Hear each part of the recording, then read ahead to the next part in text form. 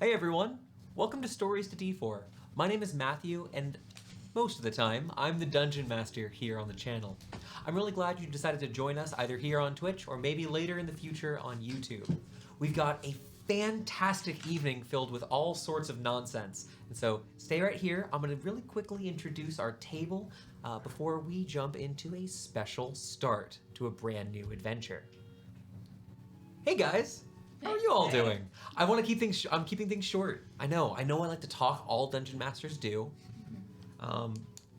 We're gonna go around, just kind of really quickly reintroduce everyone because we've got a lot of new folks coming to check out what we've got going on tonight. So I wanted to make sure they're familiar with who we are individually and what we do. Before I pass it around, here on Stories to D4, we play mainly Dungeons and Dragons, which is a we play Dungeons and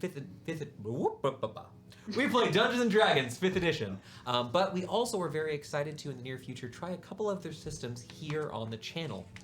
We're really big fans of tabletop role-playing games and all manner of board games. Amanda, you keep pointing. What's up? Alex is trying to get your attention. The music isn't playing. I think it's set to the wrong audio device. Probably whatever you did last. Desktop audio is not. Oh, okay. You can just select the... Just one moment. Put us on player mode.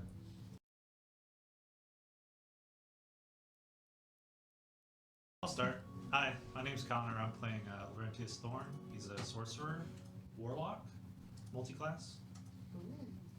Oh, is it my turn already? Yeah. I wasn't prepared for this. Well, I was born in a log cabin. Sorry. My name is Jake. I am the party fighter. I play a Loxodon named Silas. He's a big guy.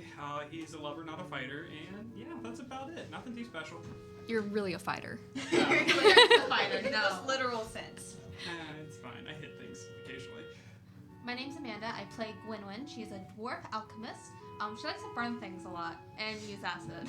There's been a rise in burned buildings and corpses alike since we first met Gwynwyn. And trees. Okay. I'm Victoria, and I play a human abjuration wizard named Asmini Callister, who spends a decent amount of her time babysitting. And last but not least, I'm Clella. I play a quarter elf magus named Elilier Erindrall. I spend most of my time being babysat. that's fair.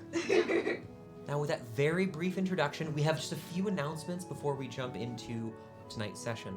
For those of you who've been with us along the journey, we're going to be continuing. We have these same player characters you know and love, but because last session ended sort of an era, we ended a very clear adventure, we're actually going to be starting tonight anew.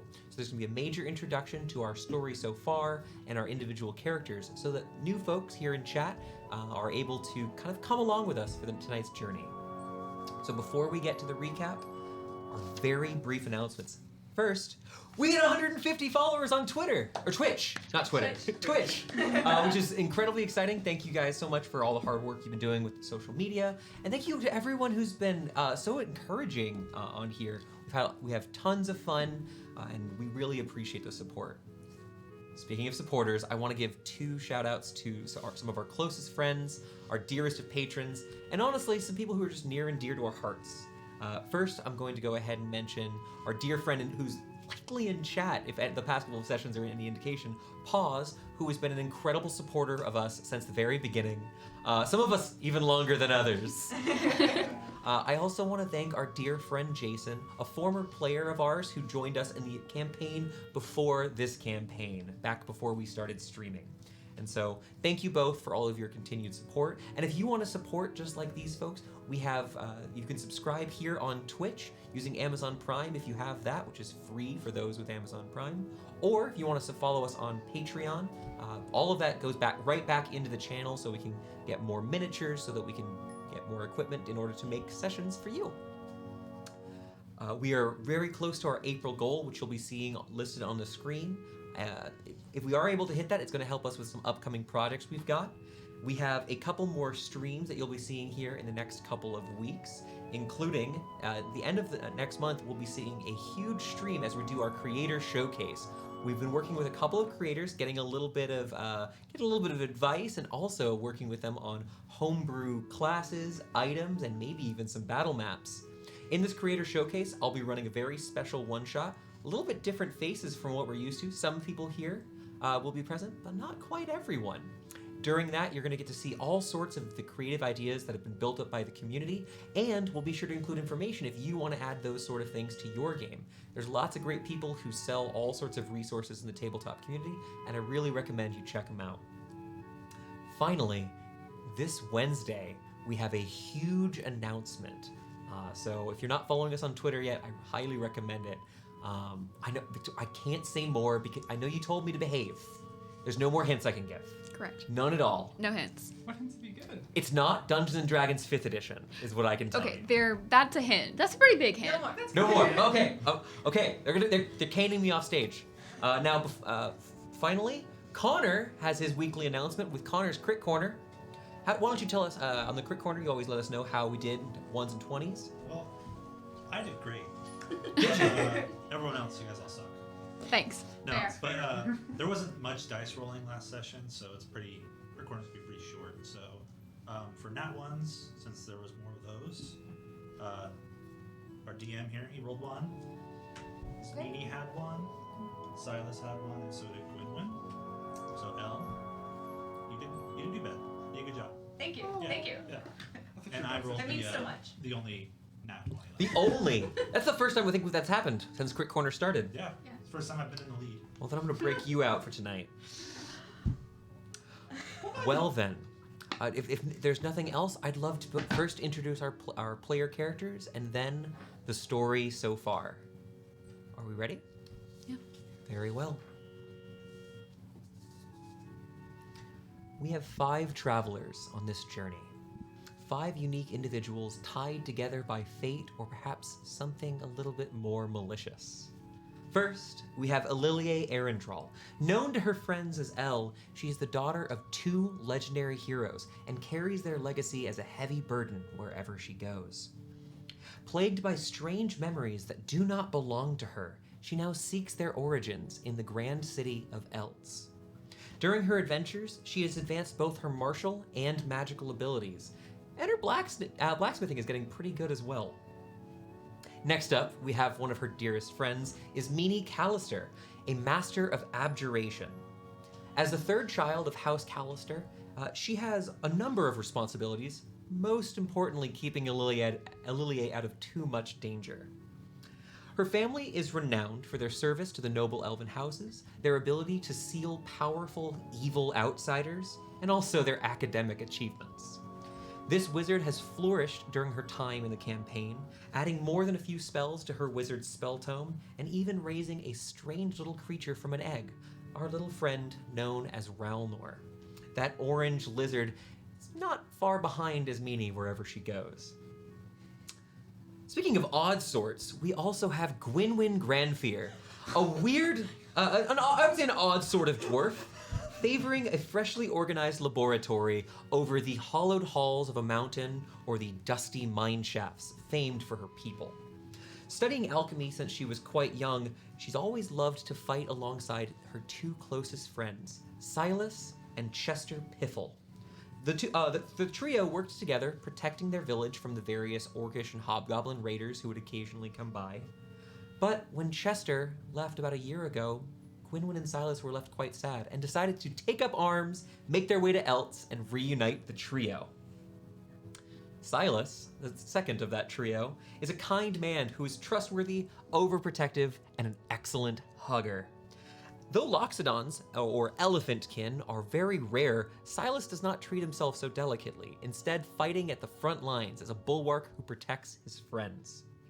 He was raised alongside Gwynwyn, sharing their mother as his family and his home were destroyed by an ancient dragon long ago. Gwynwyn is his dearest companion. And finally, we have Laurentius Thorne, a half-drow whose career as an adventurer began with one no-good, very bad day. After strange creatures appeared in his hometown of Dunsmith, Thorne found himself with strange powers, the ability to move objects with his mind, and even replicate spellcraft, despite his lack of academic achievements. Along the journey, after meeting his friends, he began collecting these strange stones known as bleeding emeralds, which augmented his powers that already existed and granted him some befuddling new ones.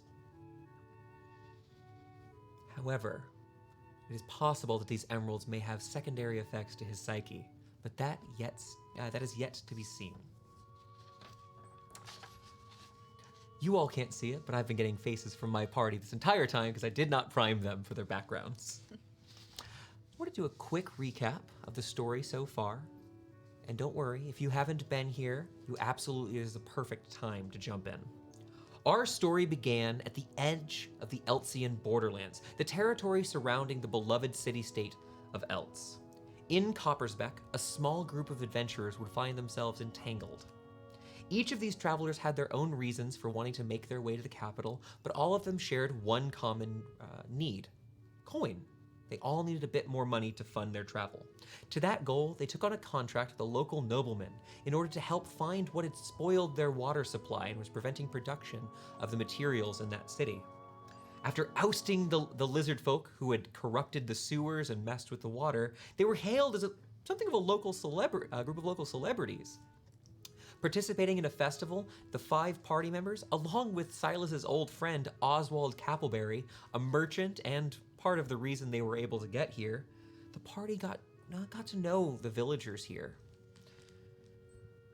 Agreeing to travel together because there's safety in numbers, the party enjoyed their time at the festivities until tragedy struck.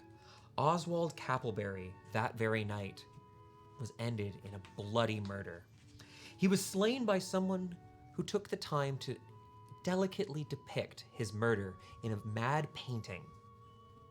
United by their shared loss, my 5 adventurers swore to find the man who had killed their companion and set off together, continuing their journey. Over the coming weeks, multiple adventures awaited them as they traveled through the borderlands. Getting closer and closer to the capital, they offered a hand to any who needed assistance. Passing through multiple villages along the way, they learned of Zarathal, this terrible necromancer who had been experimenting with more and more powerful forms of undead. It appeared as if his apprentices, his goons, all manner of people working for him were around every corner. Slowly but surely, as they faced off against his underlings, the party grew in strength closer and closer to Eltz. Chasing down these several leads, they eventually arrived at long last to the gates of Eltz. The capital would hold many adventures for them. Within it, they would find friends and foes, joys and sorrows, mysteries and revelations. Among these, they would find a bar, the Daring Duelist, that had exhibition matches between various fighters. It was there that Elle got to show off her talents and meet a young beauty named Jam, whose eyes sparkled as she watched the spectacle of the duels. Unfortunately, it wasn't all fun and games in Eltz, as the murders of the painter continued.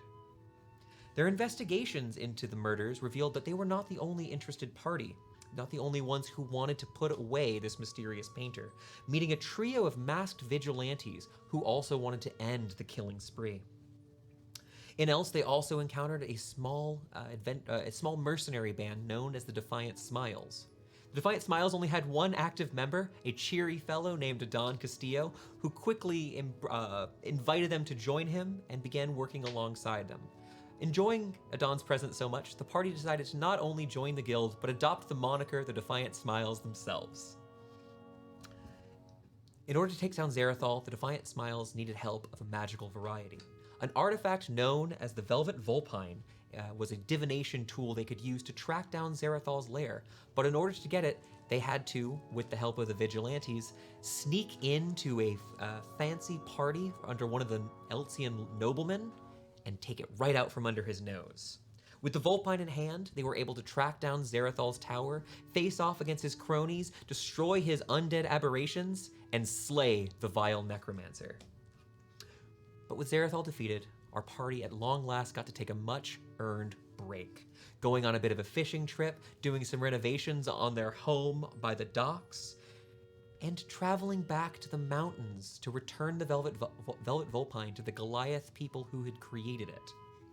There, they learned of a blue dragon who had plans to not only slay the Goliaths of the mountains, but also take over the surrounding territories. Leaping to action, our heroes worked together to slay the blue dragon Fulguramar. These were the last steps our party took, negotiating with Fulguramar's forces, claiming his hoard, and beginning the arduous journey back home. And so for the past week, you 5 have made a slow journey to Eltz with a wagon filled with the spoils of your recent victory. You've defeated a necromancer, put bandits in chains, and slain an evil dragon. But the painter is still at large. We're going to start our session here today, everyone. You all find yourself in a familiar place, traveling along the road through Tayrilla, the bulwark forest that protects the western flank of Eltz. You know you're but a couple of hours away from the familiar gates of what maybe you'll consider a temporary home in Eltz. You are mostly actually walking here, as only the current driver is Meanie, is sitting in your cart, holding the reins as 2 of your horses are pulling at a very slow pace the overburdened cart. The sound of birds chirping still fills the air, and you swear for a moment among them flutes begin to just add harmonies to the existing ambient noise here. The rest of you walking alongside, though Thorne, you also are able to ride your personal horse, Tenebris, are also accompanied by a trio of individuals who are not normally with you. You have Felsi, this small Zvart individual who is trapped. You had offered your protection to these folks as they returned to Eltz. You have Felsi, a small blue researcher who is excited to work with another of your new companions, Professor Teek Laban, a human man who's been kind of teaching Felsi as you've gone, as you've made your way here, about Eltzian culture and also about his position at Southminster University. Finally, and maybe you have him sitting on the back of the cart for some allowance, you have Perrin Tosmos, a terribly mentally scarred individual who was locked away in a magic mirror for at least a few years. Platypus! Platypus! He's wrapped gently in a rug. I'm just saying we could just drop him off at Tayrilla. I like this They plan. could help him. Not They a could They help wouldn't have to worry about it. I like this plan. We Let's could- go with Elle's We could plan. take him to a guard. We could take him to the city who can help I'm sorry. find his Wait, family. is Meanie saying work with guards? Who are you? And Yeah. what have you done with my friend? Actually, the human professor kind of pipes up at this. He's not really equipped for combat. Though you've been attacked occasionally by a couple of wolves who've gotten a little too close, but he's very much he's not really a combatant. Actually, if I actually believe I would have the resources, if with your permission, to ensure that Mr. Tosmos is taken care of. There are several researchers into the medical sciences at Southminster, and I'm sure they could refer him to an appropriate facility. During our time bound in the mirror, I thought it would be appropriate for us to maybe I should look out for him a bit. That makes sense. I was just trying to not give him to Tayrilla because I just didn't want to imagine that conversation going very well. Yeah. Also, I Hey, probably wouldn't see him Lucas, again. here's a traumatized person. Yeah. His poor family. He's been gone for We years. brought him They to your probably miss him. secret city. I didn't Does he? realize. Yeah, Yeah. fair. Does he have family? No, I'm not asking him. I'm asking the. He's not. professor. I am at least when I last checked, still one of Eltz's eligible bachelors. No. Your friend. Does he have family? Oh, I'm most uncertain. Tosmos mainly talked about nuts and dirt, and he put a lot about hunting. Maybe it was his old profession. He was speaking to someone named Erin at points, but truly I wasn't able to gather very much from Yeah, it. she probably lived in another town. I didn't know her, at least. You probably wouldn't know her either. Yeah. Yeah, she lived in Fantasy Canada. Fantasy Canada, man. Wait a second, isn't that Issel? No. Yeah, I mean, Wait a second. But so taking some time, if you'd like, he's happy to kind of explain that he can try to. The professor has a little bit of money of his own and would be able to ensure reasonable accommodations while this man recovers from the traumatic experience you freed him from. and if we recall, we did allow him to fill his pockets. as Yeah. we left. Yes, he has a backpack filled with gold. Yeah, He's yeah. a very happy man. Yeah, so he's probably. And I realized, I had a phone call yesterday where I realized that we are definitely going to be turning some of our spare places in the warehouse into just like guest rooms. Because we keep collecting people? Yeah. You keep adopting humans, yes. I'm Also, sorry, Silas Connor. has given, like, how many people our Business address? cards for the Defiant Smiles. How many people did we invite to join the Defiant Smiles on our way to? Two, at least two. I got a little recruitment happy. I blame it on. We gotta start expanding, you know? All the other mercenary groups are doing so well. That's kind of fair. True, you We have could expand, or we could sabotage those other groups. I like this plan. you've had very few but all negative interactions with another group known as the Ashen League of the Triumphant. And then the nice people in the nice The people. Gale. Yeah, Gale? the nice Gale Wind Yes, Guild. the Warriors of the Gale. No, we wouldn't sabotage them. Right. Yeah, they were nice. They were not in Carthholm when you eventually returned. You guys did take a little bit of time to get there. Fair They enough. told you they were only staying for a couple of days. Yeah, I they were still say we actually should rough. get matching outfits. It looked great. It- on them. You all I gotta have say. to wear what I'm wearing. No, you have to wear my colors. Can I, Make There's In noble your house but colors it over has here. To be Can I this keep my- style. We're gonna like continue arguing for As- an hour. Yes, exactly. That's actually a perfect segue here. The party continues. Maybe a little bit of fun needling about the Casual outfits. Fridays? Something like that? Jean Fridays. As you all proceed through Tayrilla, the sounds of flutes become a little more clear, and you also hear the familiar ringing of like wind chimes, essentially carved of very delicate wood, like the outermost layer of wood from high up in the treetops.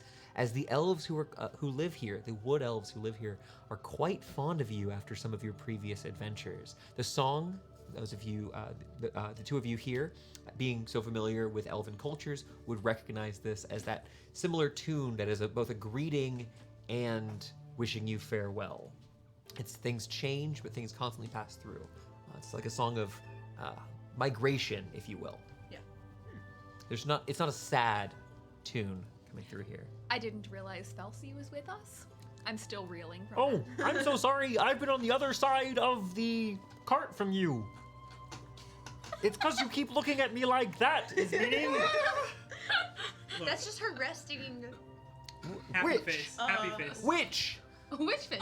Witch face. Resting yes. witch face. I've heard of this. Perhaps you should. Have you ever seen the other side of Tenebrous? I would like to see the other side of Tenebrous, actually. He I'm, goes ahead and sneaks over to the other It's side. actually the better side. I'm gonna find Oh, a wow. wand. The light hits it well. You Uh-oh. can swim, I bet. If you hold him under. As you all proceed, making your way through Tayrilla, you eventually can see in the distance the great western wall of Eltz. This massive bulwark, considerably taller than any of the structures around it. You see that nearest to the outer portion of the gate, there are some structures that are 3. There's even a 4-story structure, one of the larger guard barracks out here, are dwarfed, not even half the height of the outer wall to Eltz. You see once again those easily 70-foot, 80-foot, maybe even 100-foot long banners showing the Eltzian flag. This brilliant, it's a gold and black cross on a red background with a particular plant emblazoned on it, the Biblis, a important crop here in Eltz, emblazoned. As it kind of, the wind makes it flap as it's just kind of laying against the wall. As you begin approaching, I do need to ask, you are traveling with thousands and thousands of gold, assorted goblets, and bits of treasure. I would like to ask one of you, and I'll allow either 2 people or 1 person can help another, to make a stealth check to represent how well you hid that you're carrying an absurd amount of wealth. I'm not bad at stealth. If someone would like to help. I'll Sure. help. Unless Who someone helped else- pack the cart is my question. Gwendolyn and Elle did it. Okay. Of course, I'm totally fine with this. First roll of the session. First roll of the session. This will set the tone. 23. A 23. That's 19 on the die. very important. Let me go ahead and take that note. Make sure I to think we pad have a all the his- gold bags with like rice so it doesn't jingle as much. Weird amount of knowledge about that. If you don't mind, I would actually like to rest my feet. I could take Perrin and Felsi with me. I have some friends who live over here in Westgate. Yeah, Silas has told you our address. Probably. Ismini, I believe you made some requests. You asked me about arms and arcanists. Yes. I think I have a copy of one of the 2nd or 3rd almanacs in my study at the university. I'll need a few days to get my things in order, but if you would like, I could send someone for you and your friends. Sounds great. If you'd like a tour of the campus, it would be. I would be more than happy to do so. Absolutely. In a few days' time, we should be nicely settled back at home. Elilier, I meant no offense. I also wish to talk to you about perhaps if you wish to pursue scholarship at the university. Okay. Well, it will take me a few things to get my affairs in order. I have been gone for over a year, after all. Yeah. And presumably I've been found to be dead. So I should resolve that as well. Probably. Should take me 3 days, a week at most. Yeah, I Sounds- think they stopped searching after like the first 48. That is a catchy title. The Yeah. First 48. I should write another book. No, I should focus on the ill-fated and the fatalists for now. We do publish that book. We would love to get a copy. Yes, and a credit, I believe, was noted. Felcy just smiles next to him. You haven't got to the actual gate. There is the small village on the outside of the of Westgate itself is relatively quaint, a little less bustling than what you're used to beyond the gate to the city proper. But you do see, kind of giving you a very polite bow. He takes off the outermost layer of his fine like tweed coat and puts it on Tosmos and just beckons his other companion to come with him as the trio heads off into the village. You all know you've got a cart here. You're going to have to pass through the check-in. The line itself is probably about 5-10 carts have been stopped, and you see that security looks quite a bit tighter than when you last were. As marching up, you can see the second cart that's in line. Looks like 4 soldiers march up from the gates and begin. One of them steps up into the cart, and they just begin tossing things around, looking through the cart. You see the man who's standing there is getting yelled at by one of the guards here as he's waving a finger. One of them has a clipboard and is just pointing at like a manifest. Who's really upset. I think it's time to wrap that favor around your wrist again. The princess's favor. You are so smart. I was And thinking I'll of the reach worst. into my bag and pull out a little case, You moving pull- yes. coins aside. You have moving the dragon's treasures. You pull out this small, very delicate, it's almost like a little jewelry box. And as you open it up, you pull this small silken piece of fabric, tying it around your wrist, very delicately. Much better answer than mine. Just make As sure you- you brush your hair a lot with that hand. I was gonna put it in the hair, like do a little braided ribbon. You're like, oh, At I the touched current my rate, bangs it'll be today about in the wind. At the current rate, it'll be about 20 minutes before it's your turn. Is there anything major before we get there, or are we fine I to was jump? gonna trot up and just ask the next person in line, be like, you know what's going on? Like, why are they being so aggressive? All right. Hitting the rein, using the reins, you have Tenebrous move forward a little bit forward, and you see that going up to the person who's next in line, you see what looks to be a pelt trader. He's got these stacks and stacks of brown, gray, black, just different types of animals. Looks like mostly rabbits. You do see a very large, what looks to be a snow wolf pelt, which is probably pretty valuable. But the man who's sitting holding the reins, this half-orc man, probably in his mid-40s, kind of looks at you. Hey, stranger, how can I help you? I was just curious if you knew what was going on. Why are they searching the cart so thoroughly? Everyone's on edge in the city. You know, what with the count and all that. The count? Yeah, some bigwig got killed. When did this happen? About a week ago. Week and a half. Do you recall the guy's name? Let me think about it.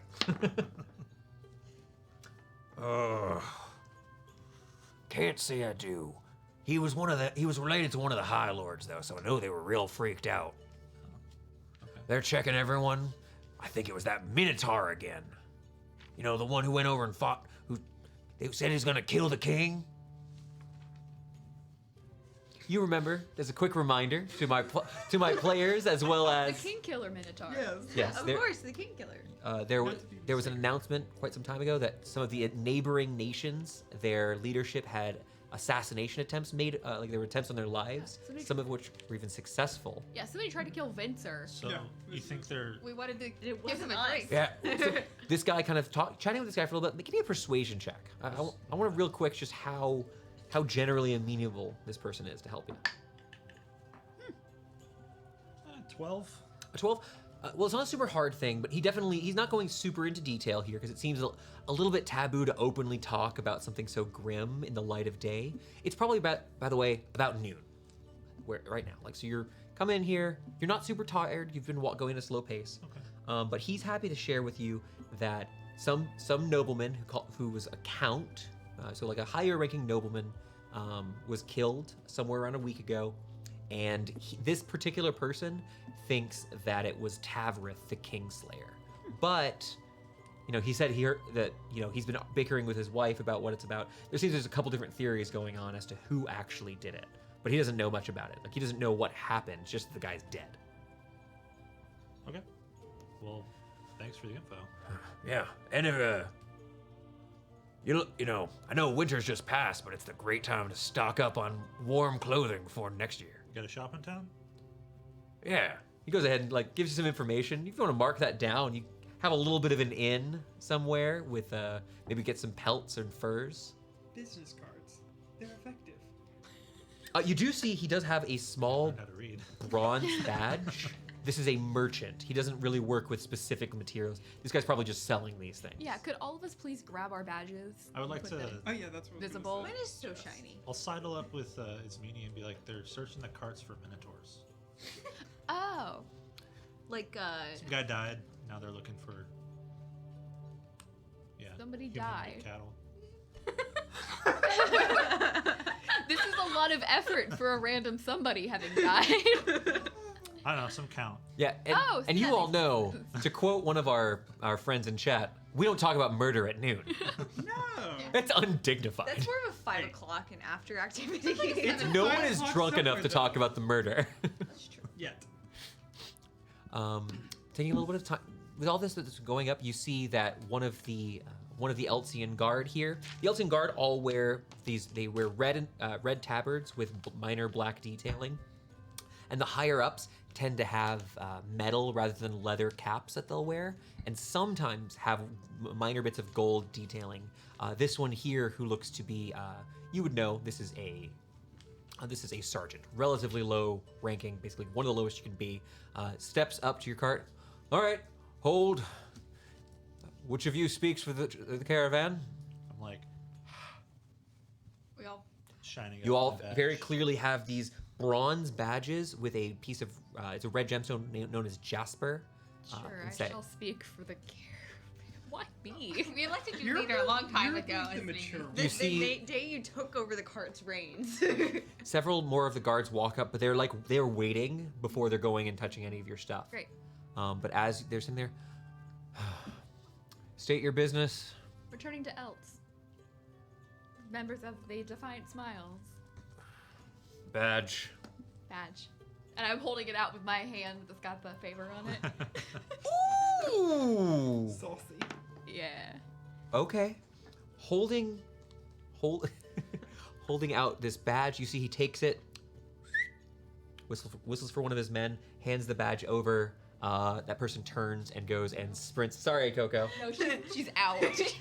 Sprints on over. You watch as each of the sides of the gates are flanked by these massive stone turrets, these big towers that you can see on just the inside. There is a door that allows them to enter. He goes in one of them and he's gone for about a minute. While he's standing here, how did you earn that favor?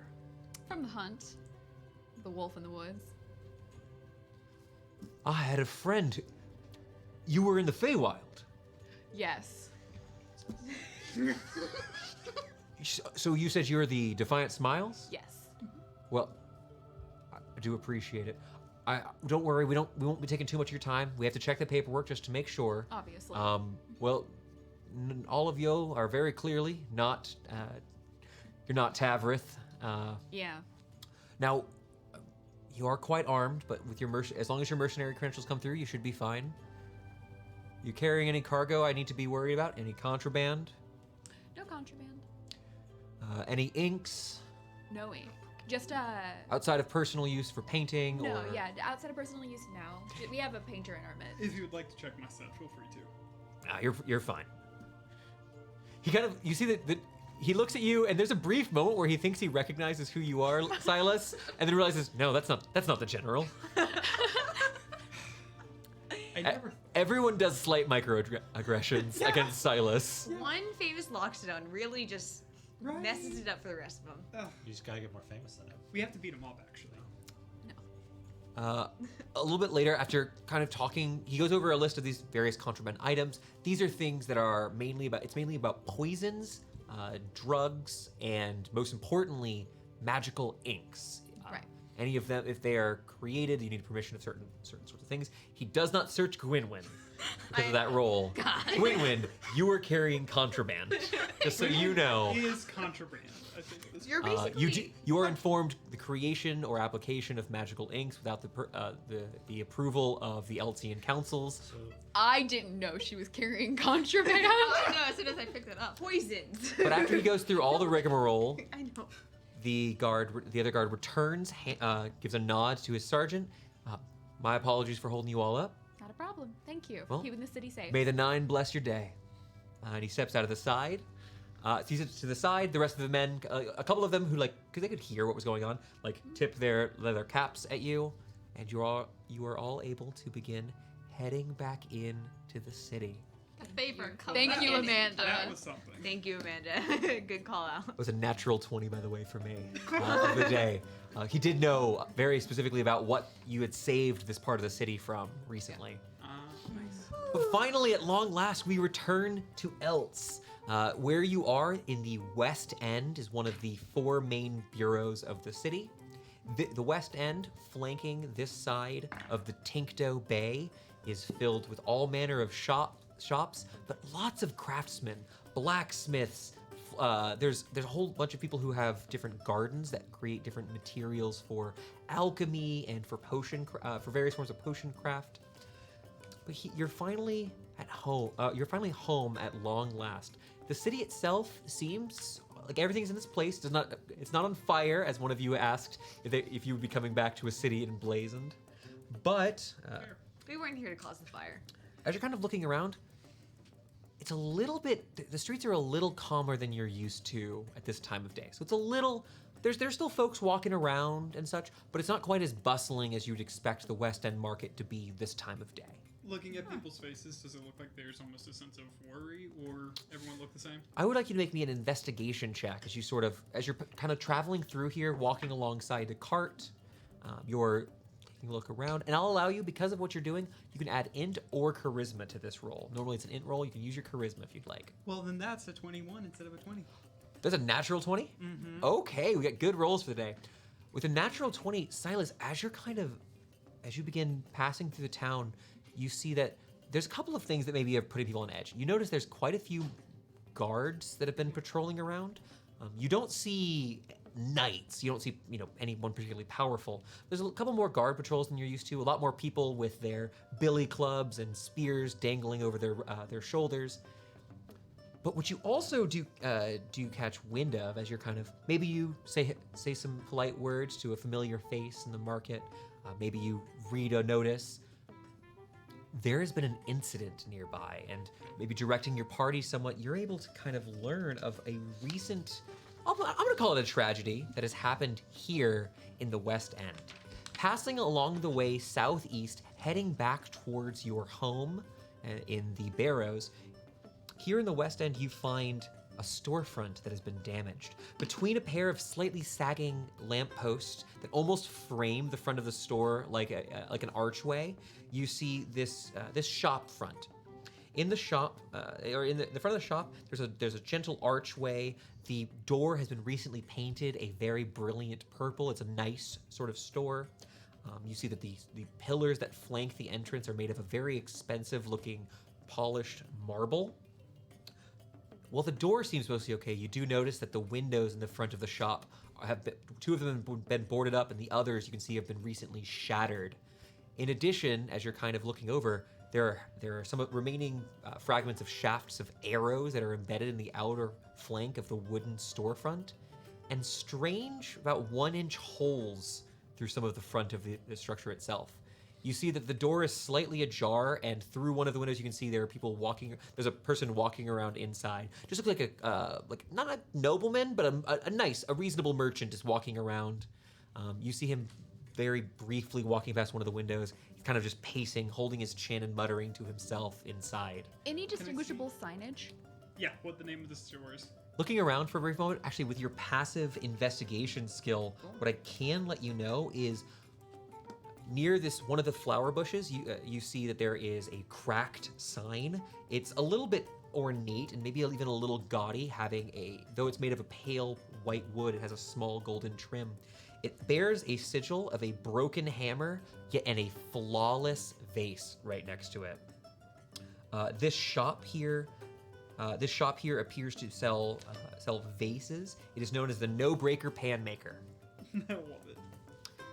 And so it appears that this shop has been ransacked recently or otherwise attacked.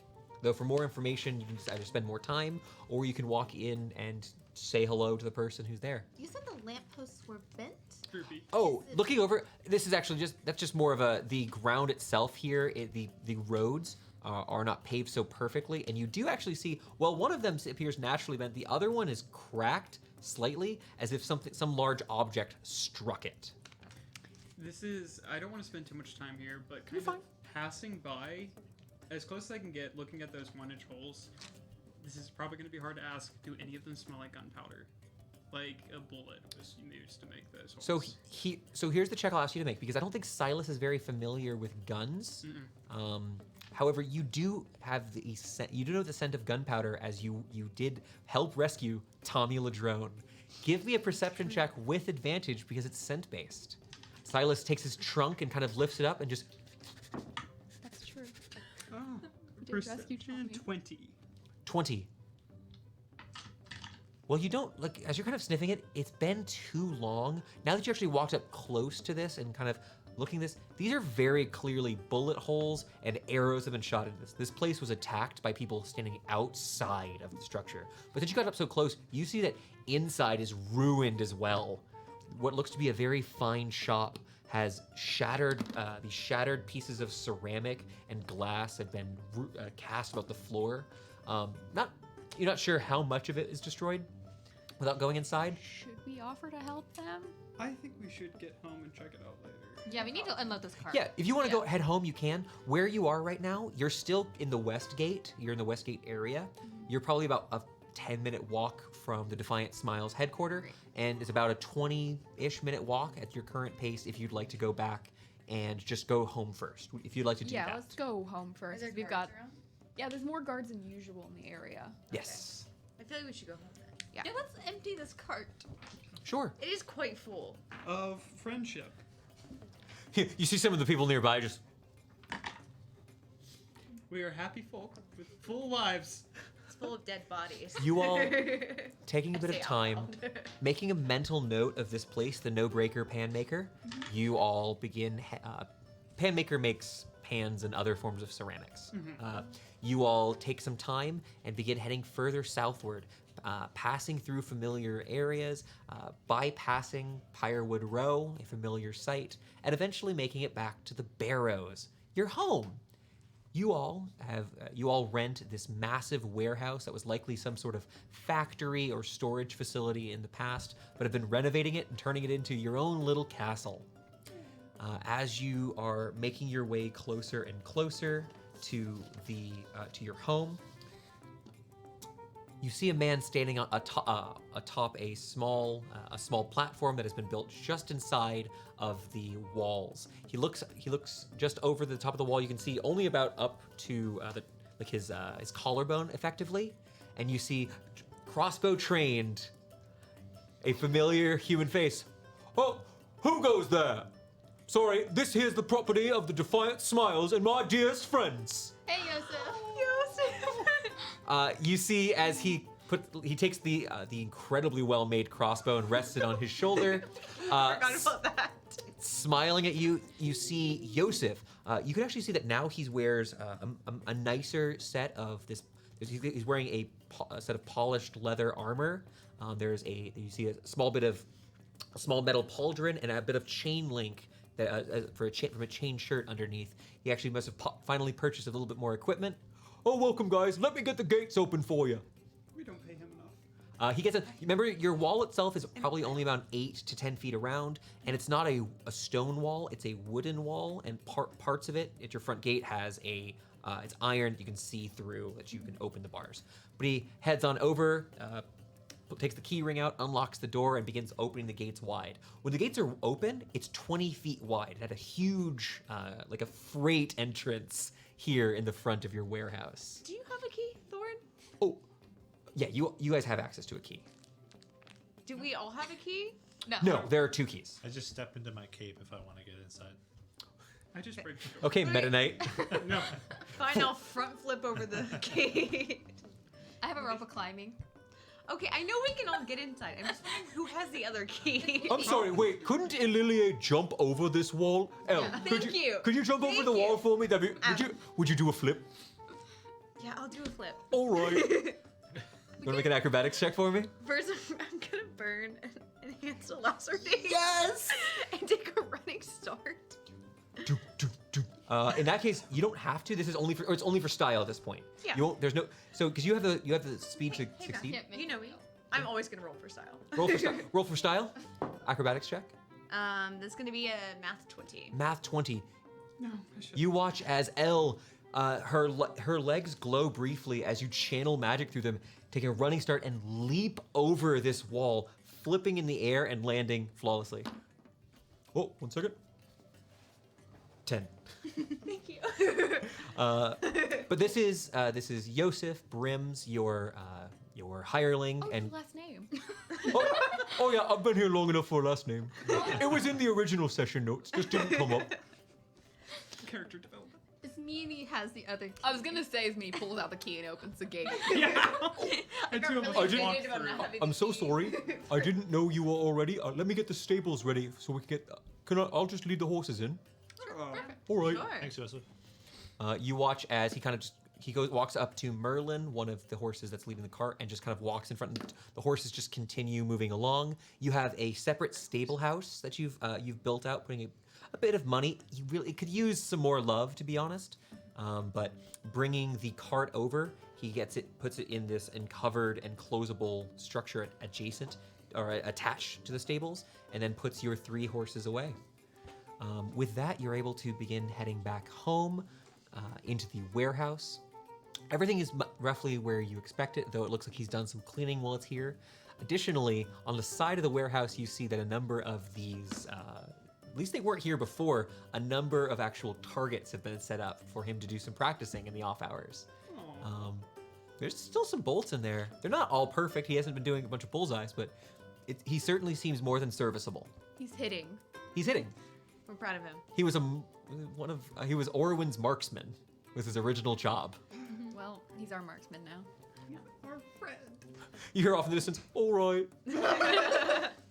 Oh, sweet So, baby. real question. The crown is probably the most valuable thing we got from this. Your little orange lizard Ralnor perks up at this, looking at it hungrily. No. Prestigiate a wooden horse. We feed him magical wooden horses. Do we Uh, keep it in the vault, or do we keep it on us at all times? Because we could put it in the bag of holding and have it with us. When you say the vault? Right, because Under you my guys, floor. Oh. yes, you have an arcane locked trap door that leads to an unfinished cavern that you've begun building underneath. I've been digging out the floor. With Using ground stone to shape, dig the- that process becomes A way lot easier. easier. Yeah, I'm about to make a basement. Oh. I'm so happy my layer is beginning. Instead of using Ralnor to eat dirt. Eat the dirt. You see Ralnor seems very excited to be home and is already currently walking along the walls as you guys are walking, just chink, chink, chink, chink, chink, It is- leaving tiny nail holes in the wall. It is still distressing to watch.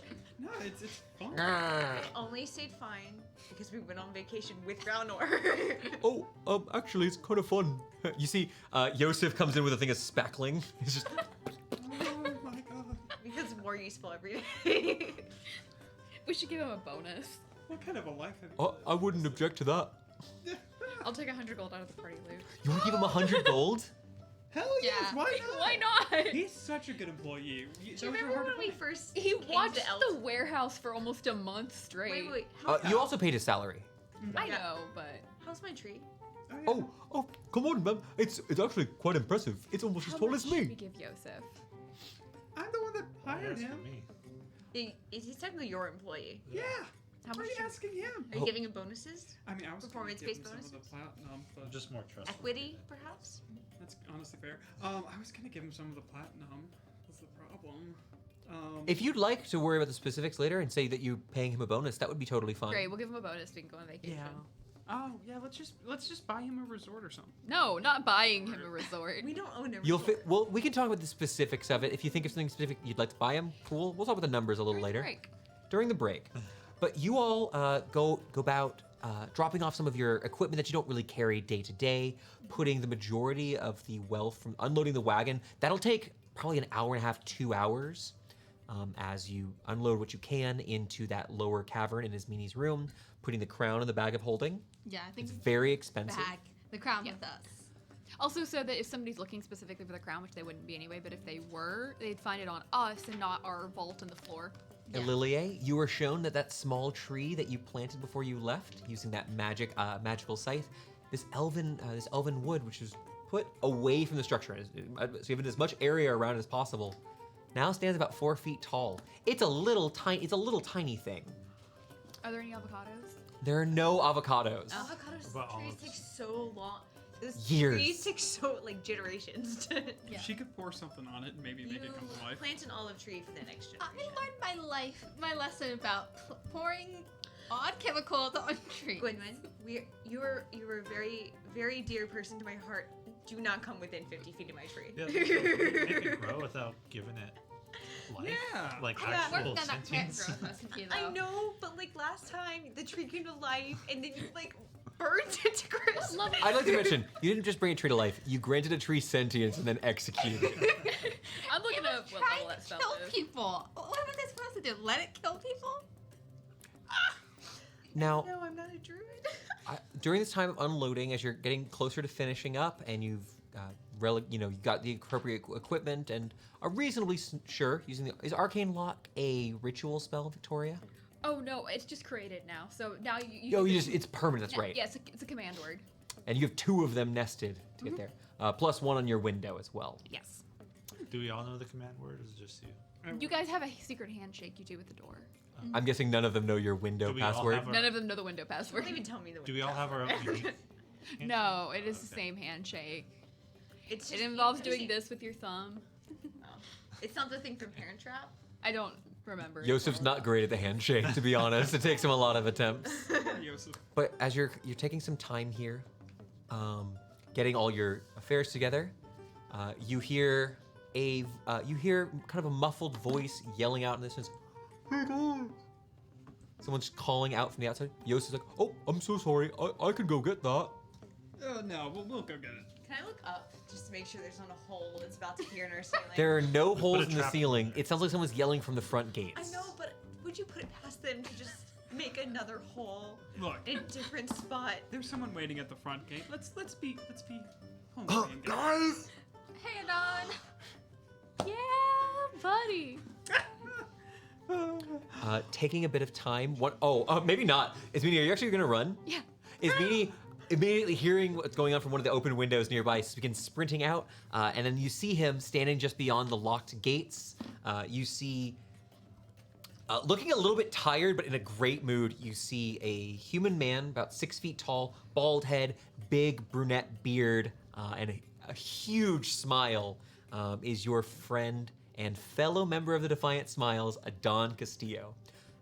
He doesn't look like he has a weapon on him, but he does have his usual attire. He's got his magical red shirt. He's got his plate mail, or his breastplate underneath, and he does only have one arm from that injury that we discussed previously.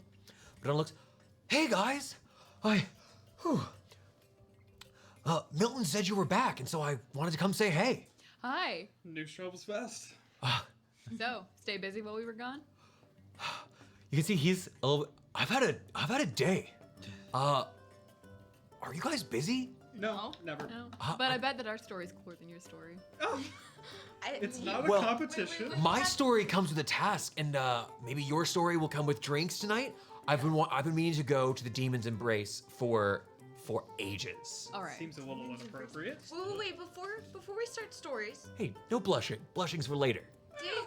did Felix come by? Felix. Do you meet Oh. anyone named Felix? A small child. Perhaps a small child? I'd have to ask Milton. I don't actually remember. I've kind of been busy with the rest of the folks. The The folks? rest of the folks? Yeah, guys, we have a bunch of potential recruits. Why? How? What? Does this involve the Wait, task? why are you Well, surprised? it kind of seems that people know but aren't like admitting, and at least the guards don't seem mad, that everyone kind of knows you screwed over Branson. But it's fine. It's fine. Branson hasn't shown his face in weeks. Wait, he hasn't shown Whoa, his whoa, face whoa! in I'm writing weeks? that down. Yeah, I think he's just been holed up in his mansion. Have any chance Branson's any dead. of the other heads of the house has been holed up in their mansions? I mean, I don't really know. We just live close to High Lord Branson. We just heard something funny about a count. If you had any Oh. I information just there. feel like your boyfriend squealed. When Man, the Count, that's some tragic stuff.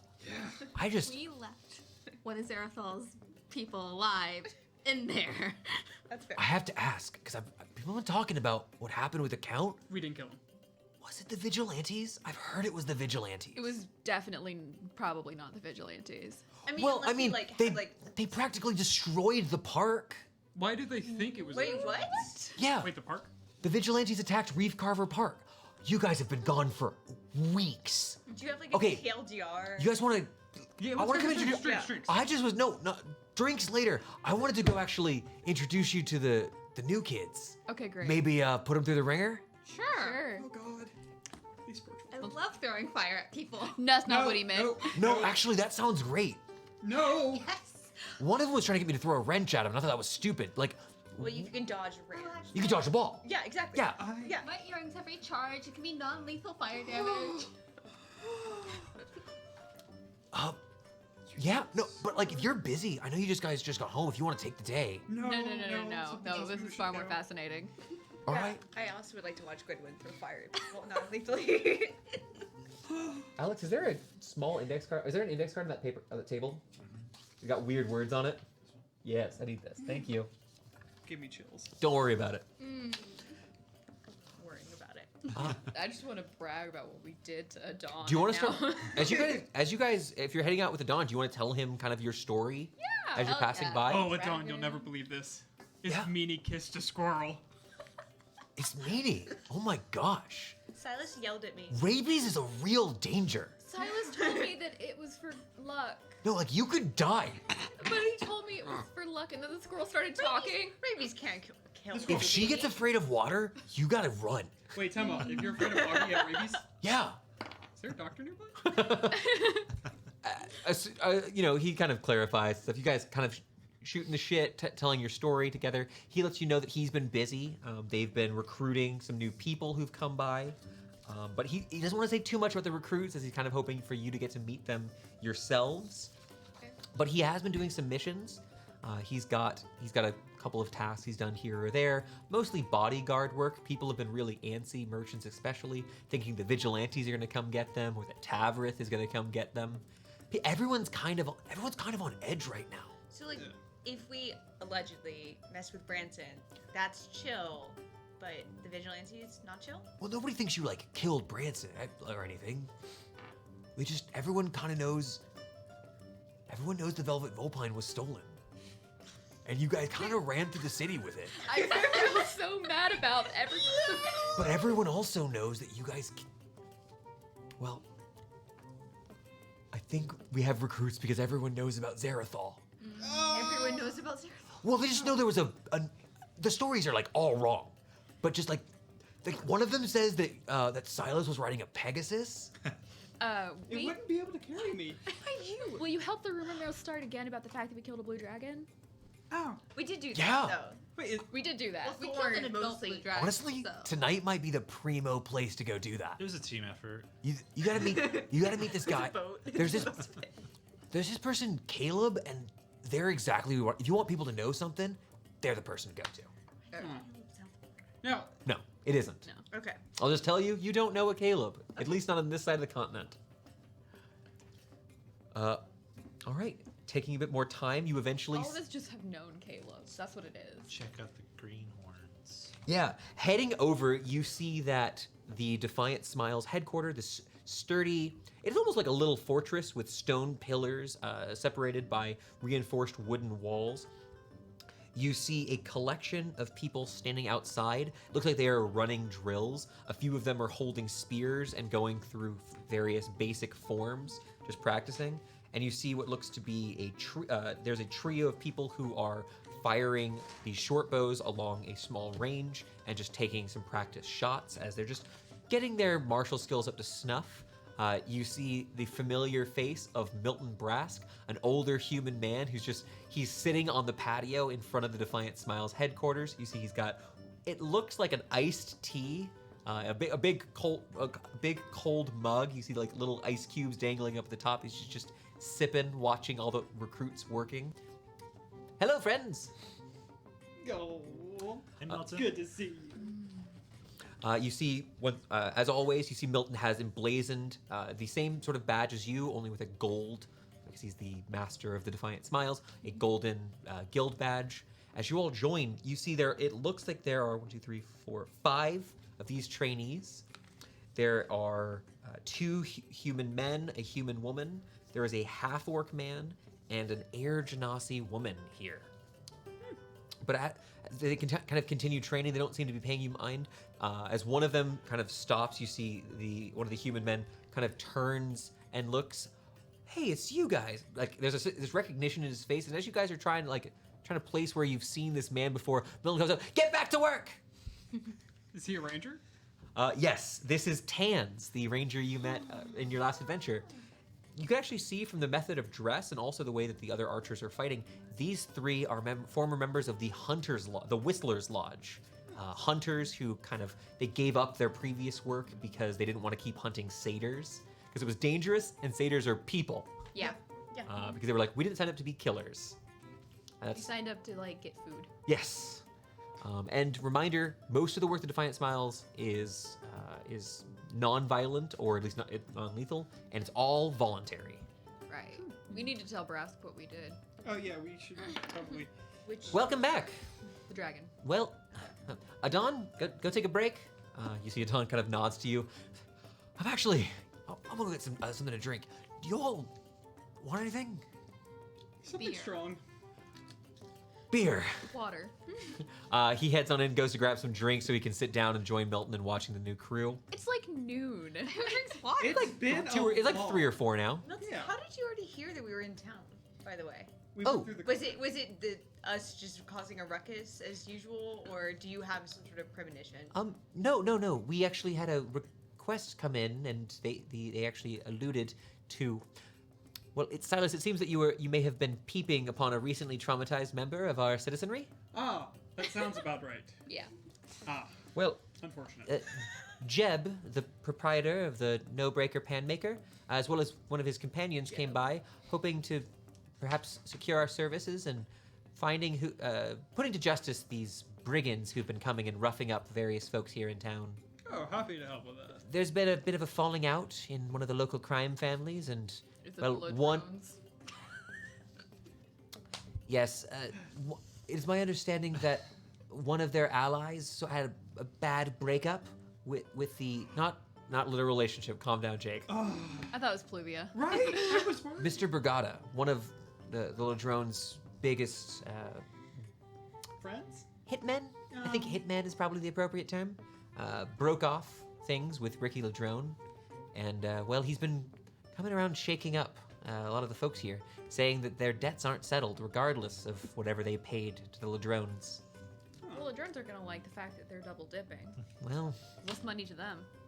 Exactly. the Ladrones have been keeping the Twilight District safe, as they often do, and well, from here to the Barrows, there's been a lot of here to the docks. There's been a lot of these incidents, and so we have one specific shop, the Great Bounty, that is hoping to pay a sizable sum to our organization, certainly enough to get these layabouts better equipment.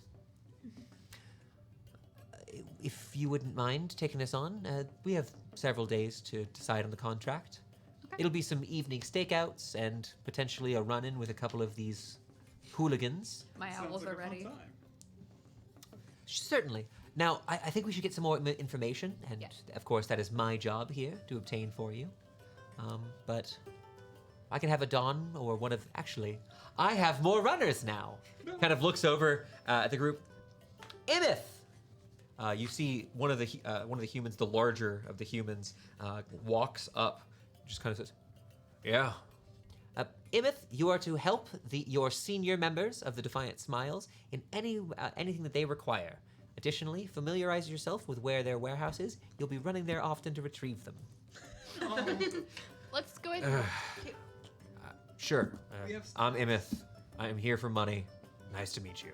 Great to meet you too. I gotta thank you. A while back, you guys got me out of the prison. Oh, Yeah. you were there. That was a while ago. Yeah, you were there. Yeah. I wonder how everyone's doing. There's a nobleman or something there. I got hired on as a bit of muscle for this boat back on the Conrock coast. Anyways, we show up here. We haven't even made it to port when a bunch of undead start crawling on board, and flying wizard comes and attacks us. I get thrown overboard. I have to take my armor off or I'll drown. And well, I'd like to get a new set. So Yeah. Has anyone ever asked if you were an unlucky person? Seems like you might be a little. What is wrong with you? I'm Look, sorry. Welcome he to got the thrown team. in the dungeon, and then he You're got gonna fit attacked in by real zombies. great. How's that normal? Bad luck. Us? Do you want to hear all of our life stories again? Did you miss the recap? We can end on mine. I think we should have a conversation with Brask about the dragon because we probably yeah, we probably should need to talk make a about small donation to our own mercenary Yeah, guild to help yeah. better outfit our members. I think we also should get a rundown of the trainees. Right. Yes. We need to Yeah. run down the trainees, but What- I want to report our activities because we are members of a guild. We should probably tell him. you what want we to go did. in and talk? You want to catch him up privately? Yeah. Yeah. Okay, taking a bit of time there. Milton, he does have a couple of questions asking about it, and he's very excited. And he asks if any of you are willing to certify the forms here saying that you slew a blue dragon. Yeah. Because there's open wealth to be claimed by the guild. It won't be money that would go to you individually. This would be this would be going to the guild itself. That's great. We do have a sort of open policy with Mr. Riddicker. I'm sure he would be interested to find out that you did this act with Fulguramar, and he also does have a posting here. I'm glad you're back. Great to be back. There's a. These are again. I don't have everything you need information-wise quite yet. There's some sort of underground monster fighting ring that has been going on in town, and Mr. Riddicker has requested that you extract. There's a griffin that has Start been. drooling. There's a griffin in the pits. Unlike some of the more bestial creatures there, he believes that the griffin he's got a particular fondness for griffins. This actually will not be the first time that he's requested such sort of assistance from us. Yeah, well, happy to help with that. And Milton, we're more than happy to also sign that paper. I'm just kind of curious before we sign. How do we get these badges? Bronze to silver. I actually believe, though you've only been with us a short time, that sort of thing is in order. Of course, there'd be no charge. I'll secure the appropriate gems and medals, but you've actually, with what you've done here, and now that we're able to grow again, it is important that the hierarchy be preserved, and all of you do such an excellent job. Adon and I would not be in the position we are now without you. I'm more excited about the silver badges than killing the blue dragon. Right? Yeah, you're Access. smiling. Access. Exactly. This is important. One step It's closer. so big to get places in town having a silver badge. Yeah. I've been waiting to ask this until we did something That's important. such a good question that's going to be a bicycle. For those of you who are new, this is our form of DM inspiration. Anyone who sits behind this screen can give out this sort of inspiration, and it crosses between all of our campaigns here on Stories to D4. I'd like to go ahead and give this over to Jake for an excellent question that kind of is going to aid the party. I'm gonna give one of y'all disadvantage now. I should be able to have that. Shouldn't take me terribly long. I'll go speak with Mr. Lucksmith. I'm sure he could forge them up quickly. Yeah, maybe we'll check out the new recruits while you do that. Of course, Yeah. if you wouldn't mind, it would be I would appreciate if you wouldn't mind testing them in whatever ways you find fit. Are they all Any? skills specific?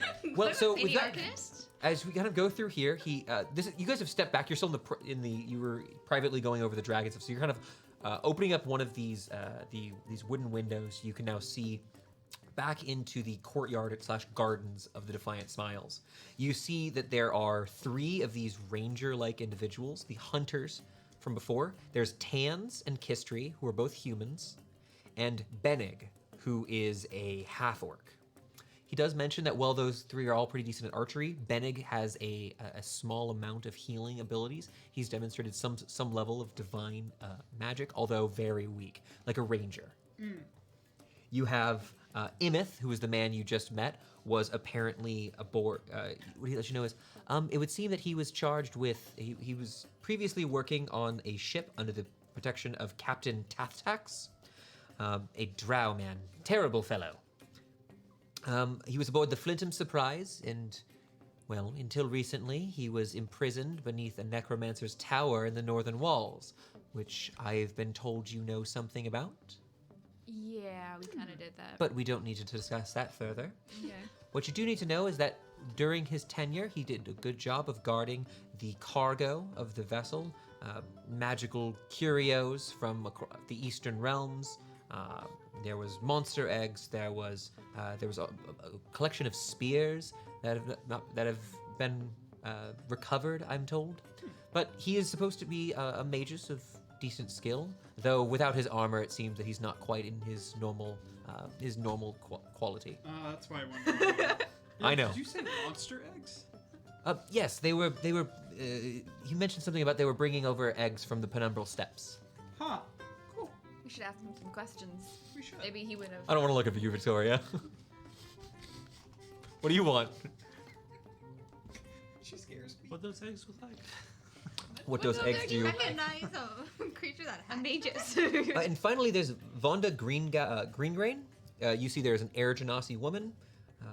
Now, I'm doing my best to avoid any personal biases, but she was formerly in the Ashen League. She said something about she didn't like one of the orders she was given, or she was unwilling to go out on one of their missions. They don't have the same permissiveness that we do here, and so she was kicked out of the league. Well, I mean, They all want coin, and they're all relatively talented. Hey, we love disobedient people. Well, I'd prefer that they are obedient to me. That would be excellent. don't force them to do things that are not good. I don't want other people to do bad things. Exactly. Yeah, we Tell all them just want the mages. same thing here. Money.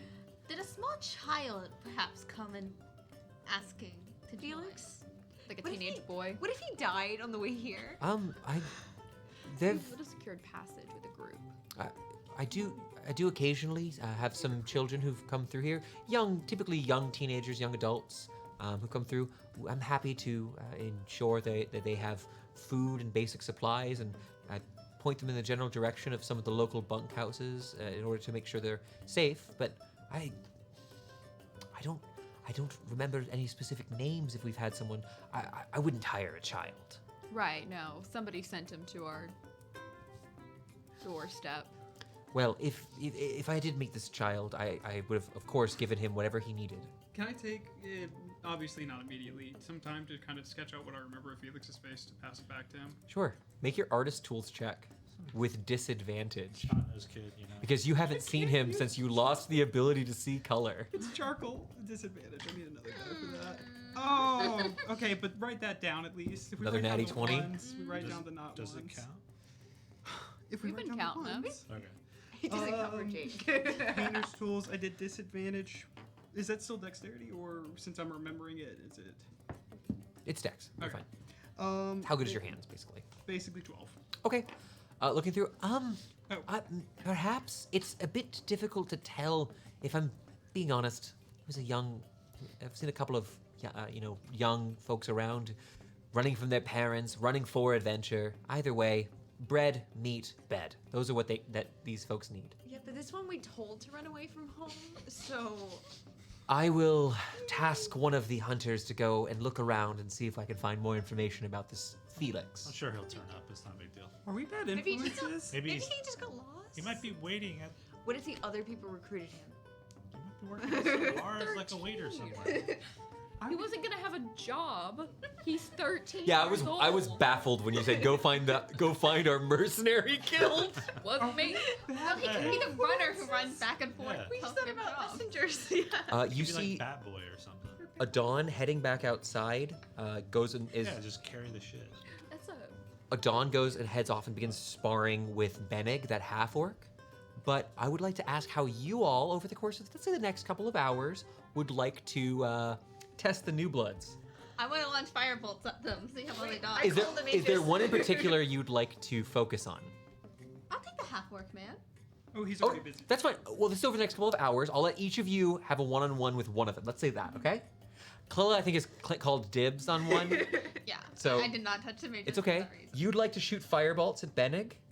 I'll go with Jake next. Actually, I'm so sorry, Victoria. I don't know. I was just gonna give everybody a little quiz about how much they know about the arcane arts to see if anybody has any latent potential. I have bad news. I don't know. It's so bad. I'll put you with Vonda. We're gonna go. Let's see.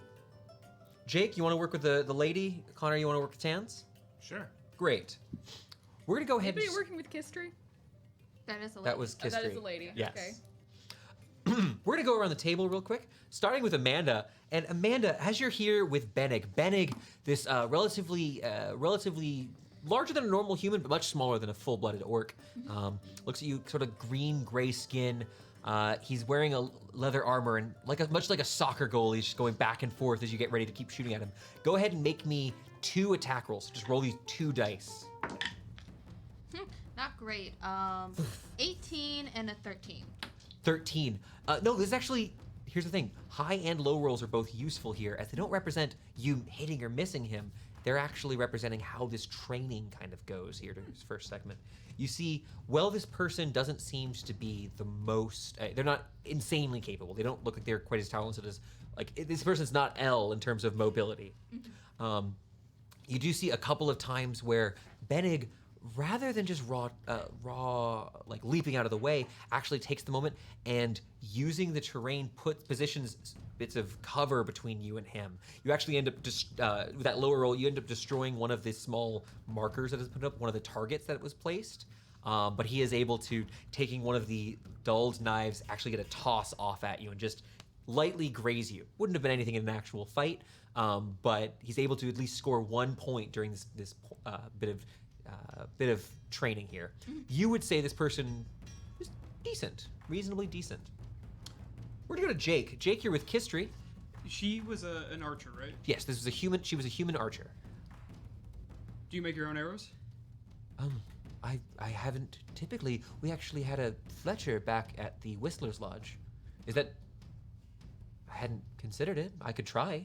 I wouldn't mind seeing if you can. What happens if you're out in the middle of the woods and you don't have any to yourself? Do you want to teach her to whittle? Yes. Awesome. This is going to be a dex check. If you want to argue for something, you can allow you to say your piece. I think a dexterity check is most appropriate. I would allow a nature check. I'm trying to force this into strength, and I can't.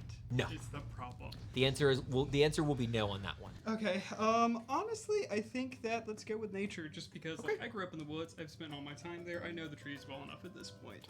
Yeah, doing some practice. You actually go. You guys see that Silas actually leaves with Kistry for a while. They return with small bundle of various sticks just for practicing. I'll make that check. Yeah, spending that inspiration already. This one's giving me 2 20s. Let's see what happens. They're called bicycles because they're bicycle poker chips, by the way. Fair. We're not clever. No. I'm not clever. 17. 17. Okay. Now, what's great about what you're doing is it's only one of the methods you could use to create this, but more importantly, you can actually see there's a bit of enjoyment that Kistry's getting from doing this, and maybe there's something more of using her hands, that she's particularly dexterous here. You actually do get a sense that when it comes to her sleight of hand or maybe her ability to become a crafter is a little bit higher than an average person. She seems reasonably talented, and honestly, she really appreciates you taking the time to teach her a specific skill. Yeah. Also, if you decide to do this in the future, remember that you've trained this. That is another success for the party. Nice. We're gonna go over here to Laurentius. You've seen Tans before. Tans was appreciative and relatively kind, and supposedly one of the worst hunters in the Whistler's Lodge.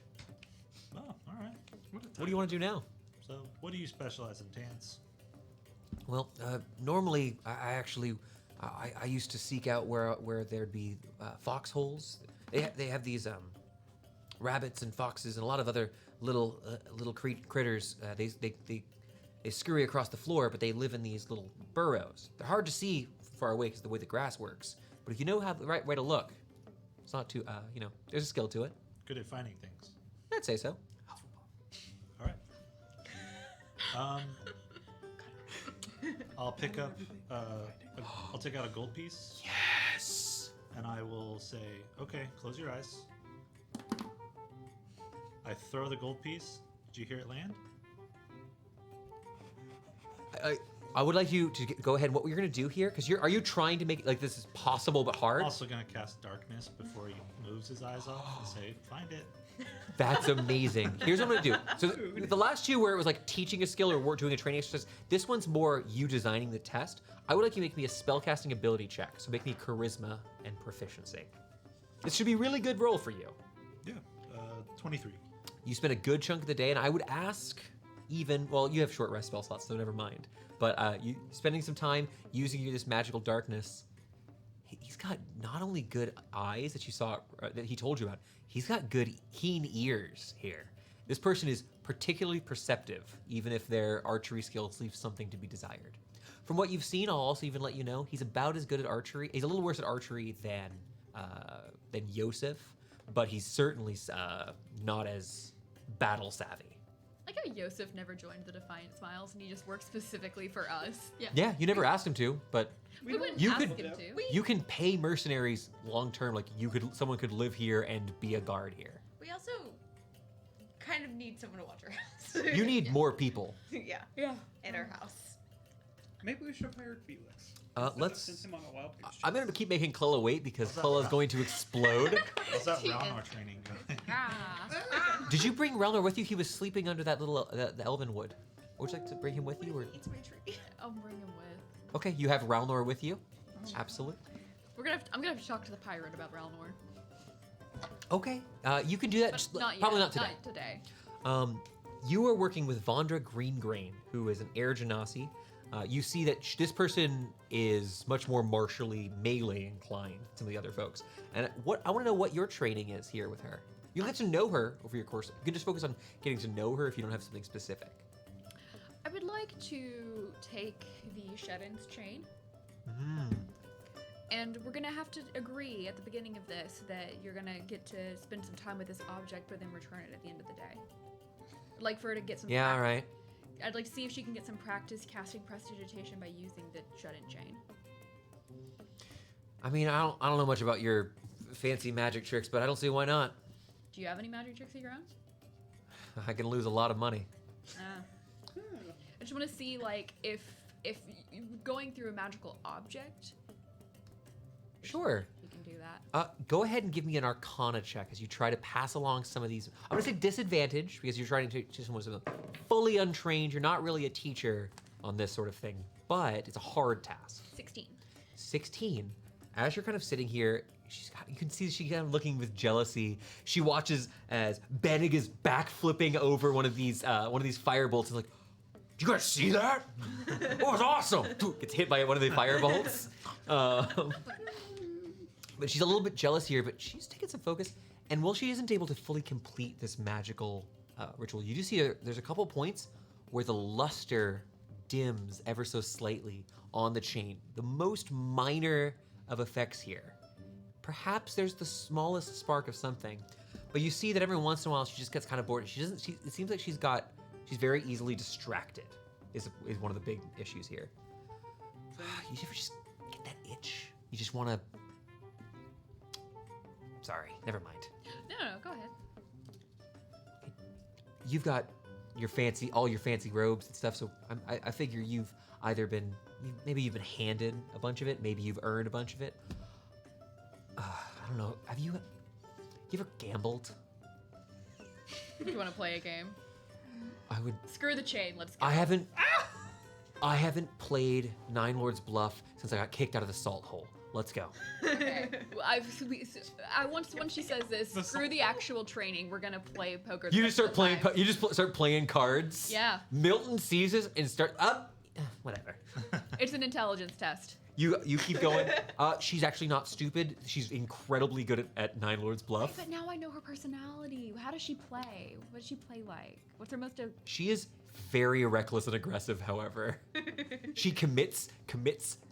Okay, so my recommendation will be to send her on group outings with people who have a better head on their shoulders. Or we could just hire her. Reasonable. I will let you know. Over the course of this time, because you have this, you play games with her. She does mention, and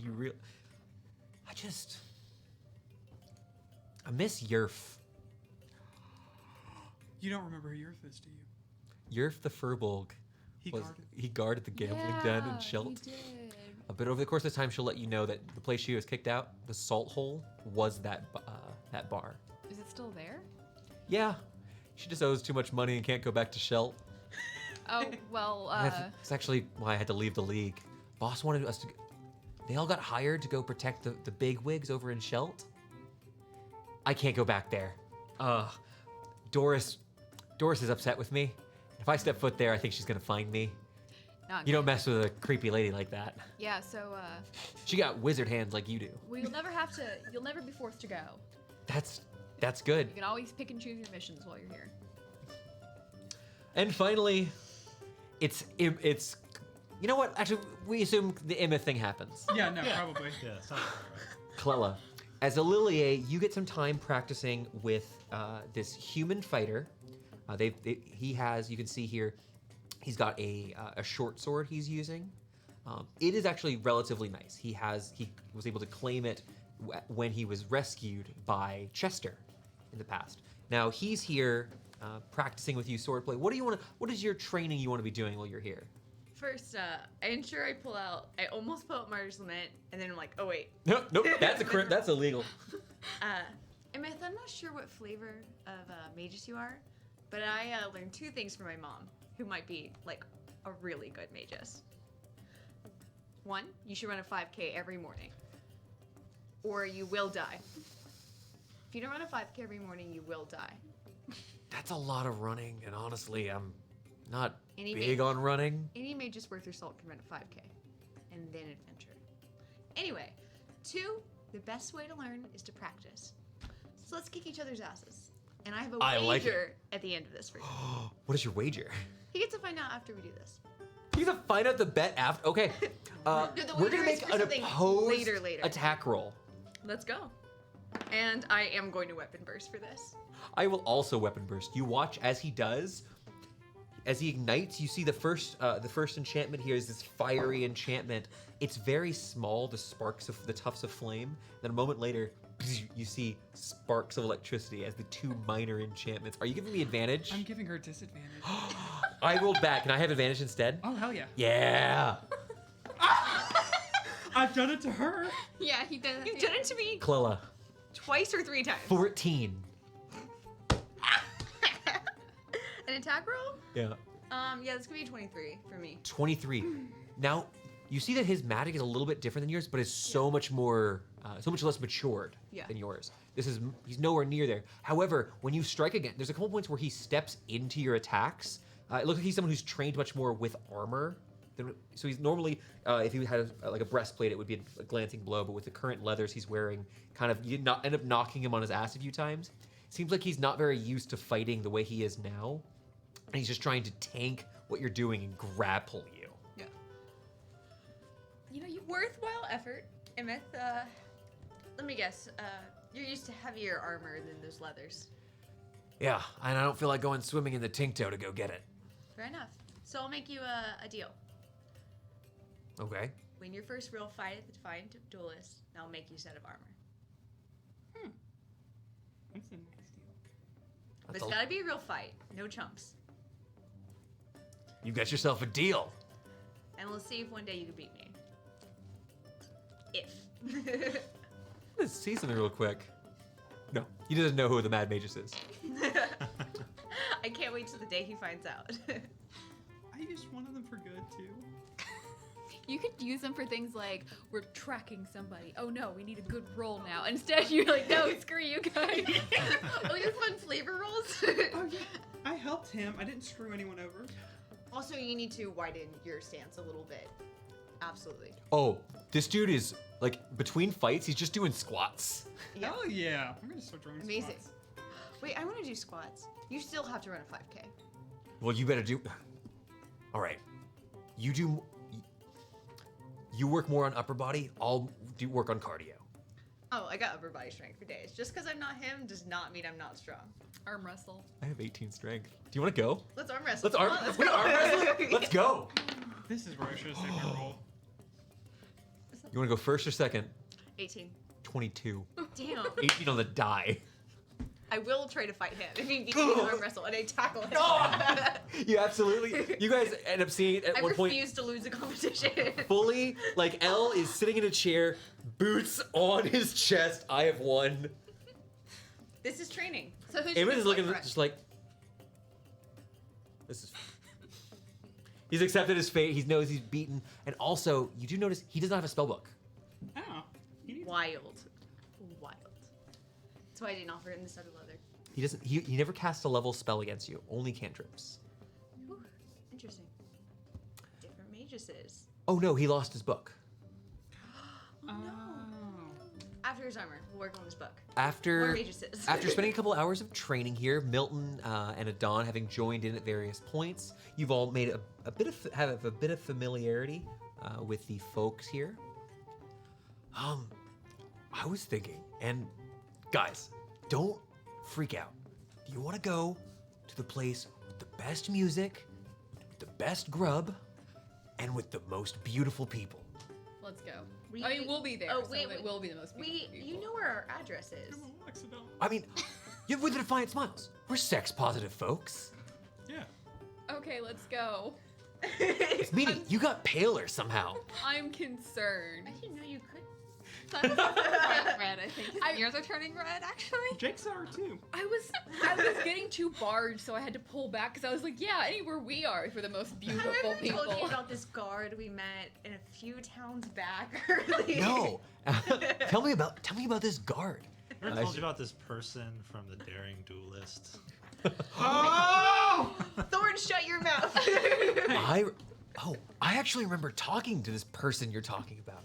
You know what? We should talk about what I know from Jam. Yeah, we'll actually. walk behind them. Let's walk separately. Yeah. Let's do it. Hey, it's time for girl talk. Don fully just barely knows about Jam. Like, does not just screwing with your companion. I believe he's been for 2 Randomly seconds. laugh really loud. Be funnier if he was like, oh yeah, we grew up together. That's my Adon. That's not bad. That's pretty good. Thank you. I've heard it enough. Okay. Is there anything else you'd like to do here today before heading off to the evening to head to the Demon's Embrace? Can we bring the new recruits? Yeah, bonding. Do you want to bring the whole guild to go to this nightclub? You don't want me to. It's on Milton's town. Wait, Keep hold them. on. I'm sorry. Are we paying for these people? No. Oh, okay. A round. Shots. A round of drinks. Yeah. One round. We have so much 4 money. rounds later. Silas and 3 of the others are topless on. There's enough dudes. It's fine. Honestly, though, why? That's a lot of elephant muscle. You get the belt on display. He came back so much more buff than when we left. What are you talking about? Yeah. I've always looked like He this. came back ripped. No, I'm still using the diadem every time I can. I look Oh my god. Oh, that's so funny. We're gonna. Wait, is your version You're of my what, character. of what you look like different from like before? Reality? Yeah, exactly. It's actually, unfortunately, a bit grayer. It's a little bit darker. You don't The understand. why. colors are not perfect. I look a little fucked up. Silas, you're not as good at using disguise self as you used to be. I know. I remember how you weren't gonna use it at all, and now you're using it to make yourself look smaller. Normal is what I I'm going think for. as the party kind of gathers up, Milton gets excited. All right, well, normally I wouldn't approve of this sort of thing, and I do have to tuck in a bit early, so I'll be stepping out before the rest of you. let's head on down to the docks and visit this place. Adon is always speaking so fondly of this establishment. The docks. Our bosses. And with that, we're gonna take our quick break. We're gonna we step away to go fill up on drinks and probably berate the dungeon master. Stay right there. We'll be right back with more of our session. Thanks, guys. See you soon. Hey, we're back, I think. Thank you so much for your patience. We are back. You all have gathered your things. Now, I have to ask a question as you're heading off to the Demon's Embrace, which you've been told is a place of entertainment, imbibement, and indulgences. I need to ask if you're wearing your gear to head to this bar. Okay. There's going to be music and beautiful humans and other creatures everywhere. I wear regular clothes Yes, you're wearing a nobleman's jacket. and a I coat. carry a stick.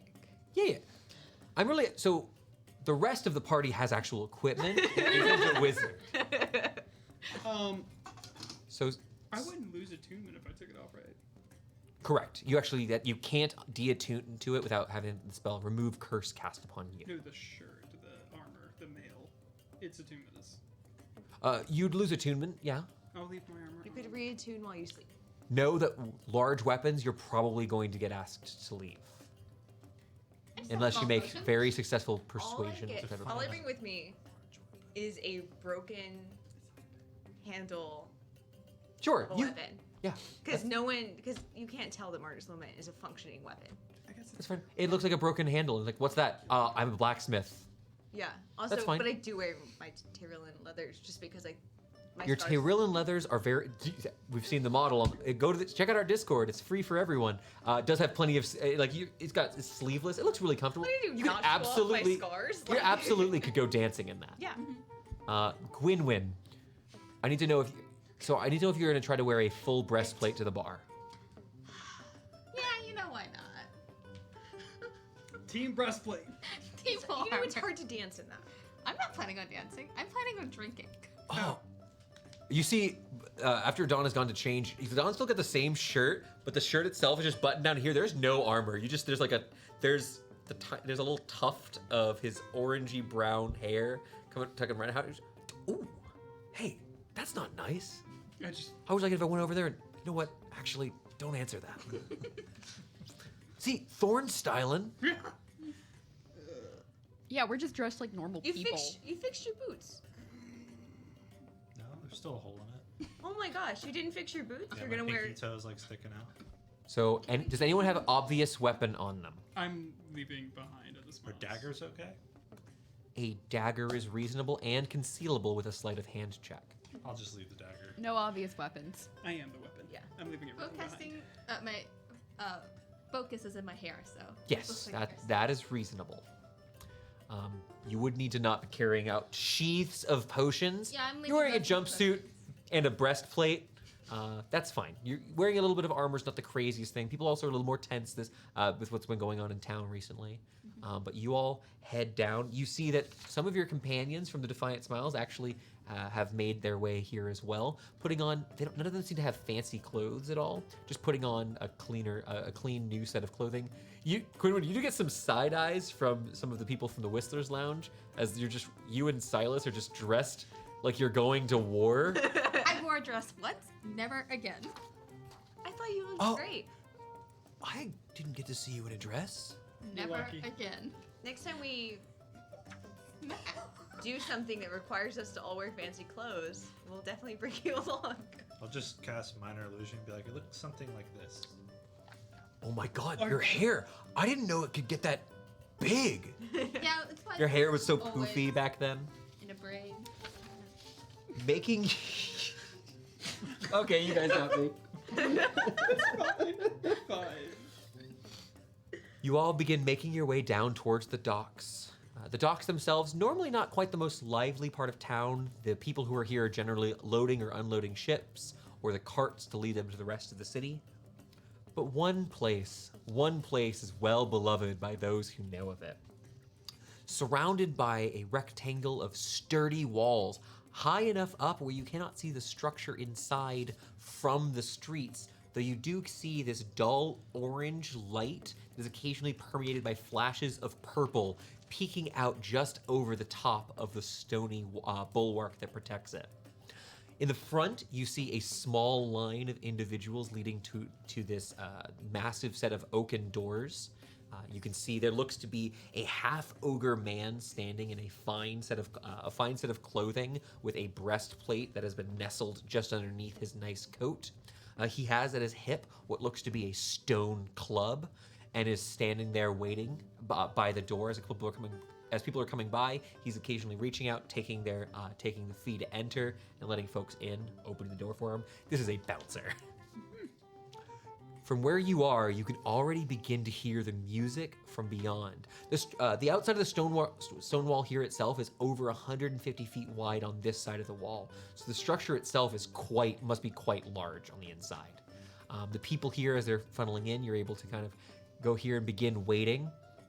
The outside of this this flat wall looks to actually have on it, though it's hard to see at nighttime, it looks like there are a collection of these stone and various polished materials have been placed in, forming visages of various races of these figures standing here. You see what looks to be a half-orc who is holding on to not quite a rope, some sort of cloth-like material, and is holding himself aloft in this massive, probably about 35-foot tall work of like tile work mosaic style thing, holding himself up. He's wearing this sort of tight-fitting, form-fitting attire, sort of like Gwynwyn's jumpsuit, and you see just rippling muscles holding himself aloft as he's holding tight onto this material.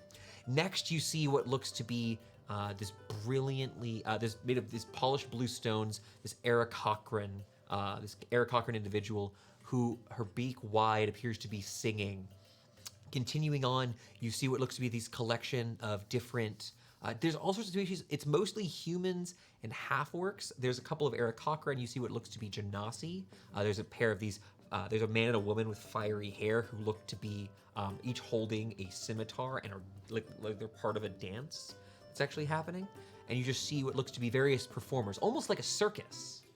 But eventually you come up to the front and this bouncer addresses you. All right. Why you come dressed like that? This is a fine establishment. If you had a body like mine, you two would cover it up. Well, you can wait outside. Fair. You want to see the shows? I'm not letting you go in there like that. I'm the muscle. Oh, okay. Can I walk to the back of the line? Use my diadem to look like I'm not wearing armor? There you go. Yeah. There you go. We got there. Eventually. Oh, hey, Don. Now the rest of you, you've been here before. I don't forget many faces, but they do blend together sometimes.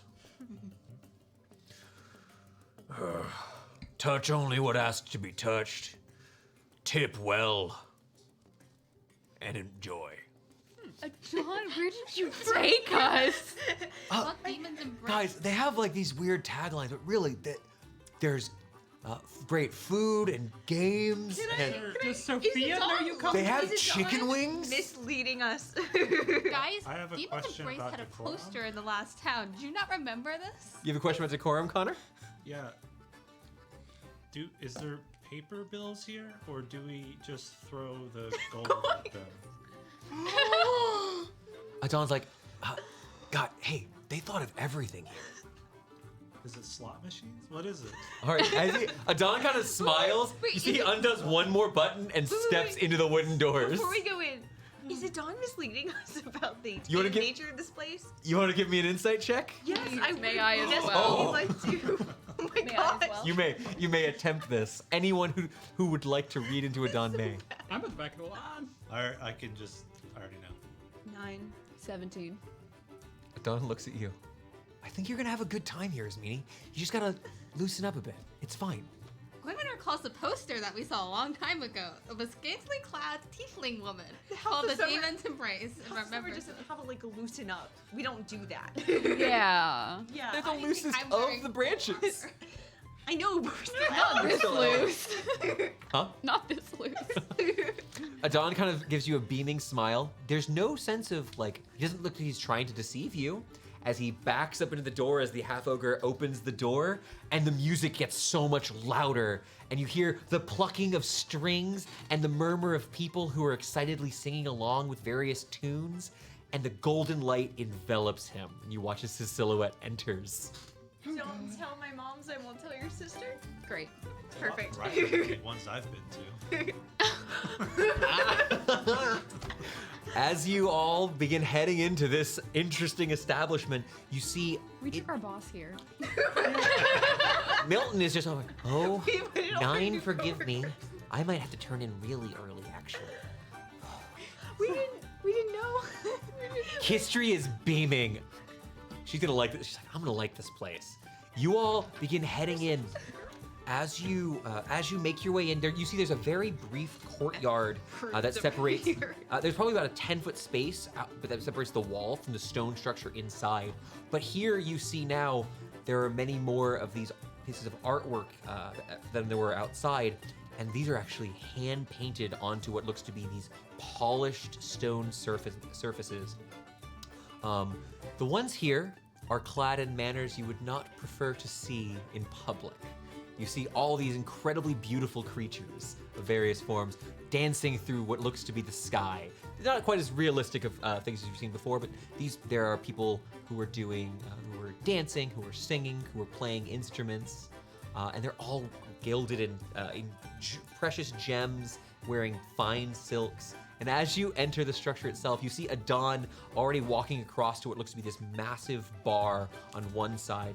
You can see the structure itself looks to have one main area here, as well as a number of these archways that have these purple silk curtains that have been drawn over them that adorn the far side of the room. As Adon walks through, you see Adon just kind of waving over at some familiar faces who are sitting at these booths that are scattered around. You see there looks to be a main stage where there is a collection of these, there looks to be a trio of individuals, 2 fire genasi and a human who are actually performing an incredibly intricate routine.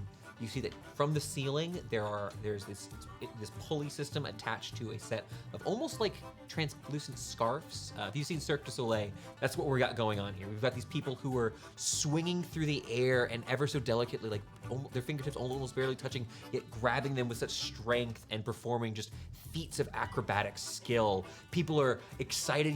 The band is going wild, and people are just cheering. And yes, they're dressed beautifully. They're dressed like in a revealing manner. But this isn't a strip club, guys. I've tricked you. It's not quite a strip club. I'm sorry. It's a classy joint. It's a dog. Wait, Welcome. Does Thorne look Welcome. a little disappointed? Yeah, that was a little disappointing. He's just like, oh, okay. What would the No one's stripping at the moment. It's fine. What did Dunsmith have? Fun. We had fun. You see, Adon has gone up to the counter and is speaking with an individual, fair skin, looks roughly human. The ears themselves almost look like they have the smallest point, and his black hair quickly turns to this violet, and the tips are almost white as it continues along slicked back. He's chatting happily with Adon, turns and begins mixing a drink for him. The bar itself is long, probably about 40 feet of this polished mahogany. This is a fancy place, but people are excited. The music is what the common folk listen to rather than like the noblemen you'd see, but things are all well made. I just realized we can kill so many civilians. Why? I'm just like, I have thunderstep. Okay, so that's I can just get the center of a large group. All right, That's spray. what his meanie's thinking. I'm so Thorne is like, For a I can moment, make his meanie's hand twitches near her wand. Fireball. Thorne's like, I can make so many drinks with these. What This meanie's like, you get to murder. the bar? I can make so I many also would like fairs to go to on the bar censoring some murderous auras near me. They're so defenseless in here. But you do see, as you're kind of walking through here, you all know there are people who there are people here who are garbed in that similar fine silk robes who are kind of draped over some of the patrons here, chatting. People passing pouches of silver and gold on the table. You see, like Adon said, there are people gorging themselves on decadent foods, plates of strawberries. There's this small artifice construct that appears to have a heating element on the bottom, and as this small little gear turns, puff, puff, puff of smoke, it channels up what looks to be this melted chocolate down a series of bowls. Someone invented fondue, Clella. So we have Chocolate fondue. Chocolate fondue. 2 out of 7 have been represented so far. I'm on the lookout here. 2 out of 7? The 7 deadly sins. Oh, I'm watching. there's a for it. lot of lust. Check out what's behind those purple curtains. I mean, with all the Read gold and and the let me shine, that's a correct lot of pride. Stepping past a comfortable couple in their booth, you eventually make your way up towards the bar, and I would like to know who approaches first as Adon is sitting here enjoying his drink. Hey, Thorne, you'll order for us, right? You order for me, at least. Yeah, I know what you like. I want something very strong I tonight. know what I can get strong and something fruity for you. Are we talking about me IRL? Okay. Sweet. I'll take water. Because for you're tonight. so something sweet. tells me I shouldn't be drinking. Get Yeah, him you something are. fruity. The individual behind the bar look very Fruity. very narrow individual, roughly probably about 5.5-ish, a little bit more feet tall, so it's like a shorter humanoid figure. Just looks over. It's been quite some time since I've seen someone earn a discount just by walking in. Come on up. Don't be shy. I don't bite without request. Come on. Caleb, you know, like the port. Hi, Caleb. What can I get you? I would like 4 of your strongest drinks. All right. And as he begins pouring, pouring a couple of drinks here, ask, and you gonna be here for long? A little while, kill some time. Well, if you'd like an Underdark After Dark, you let me know. He's placing a couple of drinks for your friends. Okay. Looks like normal drink's been served to you.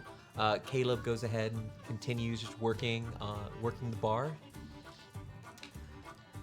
I haven't seen you around. You must be new in town. I am new in town. Do you get many unscrupulous characters that run through here? Oh no, we've found that there are people who want to come here and indulge in whatever their desires are with like-minded individuals, and to preserve that, we have a patron arcanist who is very, very careful about ensuring no violence can happen here. Is there like a membership that like a yearly thing that I can sign up for? As they kind of chuckle, you watch as their skin briefly flickers for a moment. And for the briefest moment, you watch as like their jawline changes, becoming more narrow for a brief moment, and their eyes flip between different colors. Nothing so garish. If you would like to indulge yourself in our many activities, we would be happy to have you here at the Demon's Embrace. What would you suggest? Well, they have an excellent show happening here tonight. She points over and you see she's just gesturing over. The fire genasi here appear to be 2 of the individuals who are depicted on the outer stonework. They are absolutely fantastic. Now, if you are looking for something, if you're looking to cleanse the palate a bit after those drinks, we have a fantastic chef. We stole him right from the king's, from under the king's nose, and now that he's not in the castle, well, he's here to serve the princes and princesses who come here. But if you would prefer to peruse the pleasure halls, this individual just gestures over towards this once again those archways with the purple velvets. There are many who desire conversation, companionship, and other things. Thank you. Of course. And do ask when you come here to return for your drinks. Make sure make your friends ask for their own. I don't know if I want to share. All right. I'll leave a nice little tip on it. And here I thought Thorne Thorne was an egregious bartender. Yeah. A good tip. Good tip. Smiling as the hand briefly turns green like an orc. In a smooth motion, the tip is gone. Yeah, if Thorns wore glasses, they'd be fogged up. Yeah, Stevie. Thorn is purple and red. Nice ears. Oh, did you call it the nice ears? I'm so sorry, I forgot something. Come here for a moment. I did forget to tell your charming friend. Oh my goodness. I'm so sorry. I can't decide which eye to stare into. I could find us a third. I forgot to mention, when the performance is done, this individual gestures over to the southwestern corner. There will be a series of games that will emerge from the floor. I highly recommend it, though. If you're not too skilled, I wouldn't recommend putting down too much coin. We do like to take your coin here. This is, of course, a respectable place of business. Mimi, do you think this would be a place that maybe Latrons might like to visit? I'd also think that's a place that I'd like to. Do you say that near Caleb? Yeah. They don't do business around here. You're in Great One's territory. Great ones territory. Well, keep that in mind. And the right answer is the blue one. Caleb gives you a smirk and allows you to go about enjoying yourself. You guys want to order? This place has every manner of food and drink that you could want. As you sit here, kind of getting to know some of the members of the Defiant Smiles, kind of break off. You see that you're basically left with Imith and Tans as Kistri, Benig, and Vonda go and indulge themselves in the various delights this plane has to offer. So there's The orc gets drunk. there's gambling. There's hella gambling. I'm very much pacing myself so I can be as sharp as possible. I'm watching and like. If you want to find some games of like Nine Lords Bluff while you're here, that's absolutely a thing. Do you want to go and Want me to be spy your on the people gambling buddy? I also can distract staring the table. at the Nine Lords? Oh, I have squawk for that. Perfect. Are there rafters? Is There there are no. It's gorgeous. Looking up, there are these curved archways with beautiful renditions of it. You can see what looks to be a collection of singers. There are two lovers that have been painted. Each of them holding each other close. It's all very tasteful. Like arms are always draped appropriately. They don't want to. Nothing's too much on the surface, but it's all a lot. This isn't Everywhere. how my subclass feature works, know your enemy, but can I look around to see if I can find maybe someone strong enough to be this archivist we heard about? That is very interesting. Now, unfortunately, it allows you to look for strength, dex, con, and fighter levels. HP at 2. Now I don't remember enough to say yes or no. Remaining HP. That is interesting. I will tell you this. Looking at the room, the only person you see who has more HP is one of the another half ogre who's inside. Looks just to be watching the floor. Only person with more health than you, literally, is part giant. Darn. Is there a dragon chest? Yeah, if you want to go and sit down, there's actually if you want to. If this Mimi's gonna go play games, Excellent. I also would like to play games. All right. But I'm so not good at- you all see as these two go off and begin kind of enjoying their games. Maybe you sit down talking with Adon a bit. Who Adon wasn't kidding. Adon has ordered chicken wings. I don't How big consider are for the food. Yeah. Guys, do you see the way she just did a flip? She jumped. She can jump like you, and there's no magic. Does Sophie come here with you ever? Sophie's been busy lately, but I when haven't seen Sophie in forever. They have her and all of her coworkers working over in Shelton. They're keeping the king safe and all the noble folk. Can I get a timeline of events, please? for what? When was the first time you came here? Oh, I was thinking you were talking about like the murder and then the You car. said She means a date. The first time I came here, I could hold the wings with two hands. What an answer. Adon, I think this is a time to indulge. Okay, never ourselves. mind. Elilier is fully sitting next to. There is a half elven woman, long brown hair. This this lilac purple silk dress, and they are engaged in a game of dragon chess. During this time, this woman has been asking questions about where you learned, and asking questions about your accent. Nothing too intrusive, just polite. I'm just like, north. Oh. After your first couple of games. What is her accent like? Is she Eltzian through and through? So this person sounds pretty Eltzian, but by the second game, kind of the dryness of the conversation, she politely excuses herself Oh, damn. and passes off. If you're being a little dry there, with Play the chess with you. well, I will say, I didn't mean to be like rude. as meany as you're Just being One interested. word. you keep giving one word. You're the worst Tinder date. Like, what's your name? North. Yeah. Elle's never been on Tinder in her life. Doesn't exist. One way to put it. But taking a little bit of time, maybe chatting with your friends, watching the spectacle of some of your companions and what their pleasure is here. Eventually, one of the ogres steps out and just, All right, everyone move back. and you see as this half ogre is kind of gesturing, he picks up one of the tables in the center, moves it over to the side, and you see as the floor begins opening up and a lower level begins to rise, you see still low to the ground a series of these golden, gold silver like zebra stripe rails on the ground that are separating different portions of the velvety floor here in the Demon's Embrace. But you see as they do, a man wearing what looks to be this sort of like silk suspenders, it looks like, steps up. He's got a fine red satin pouch that he reaches in and procures a massive blue crystal. It's huge. If this is a sapphire, it'd be worth 1 billion gold pieces. Don't eat it. Taking it up, blows on it, and lets it go as it slowly just floats gently over the floor itself. Well, who would like to play a game?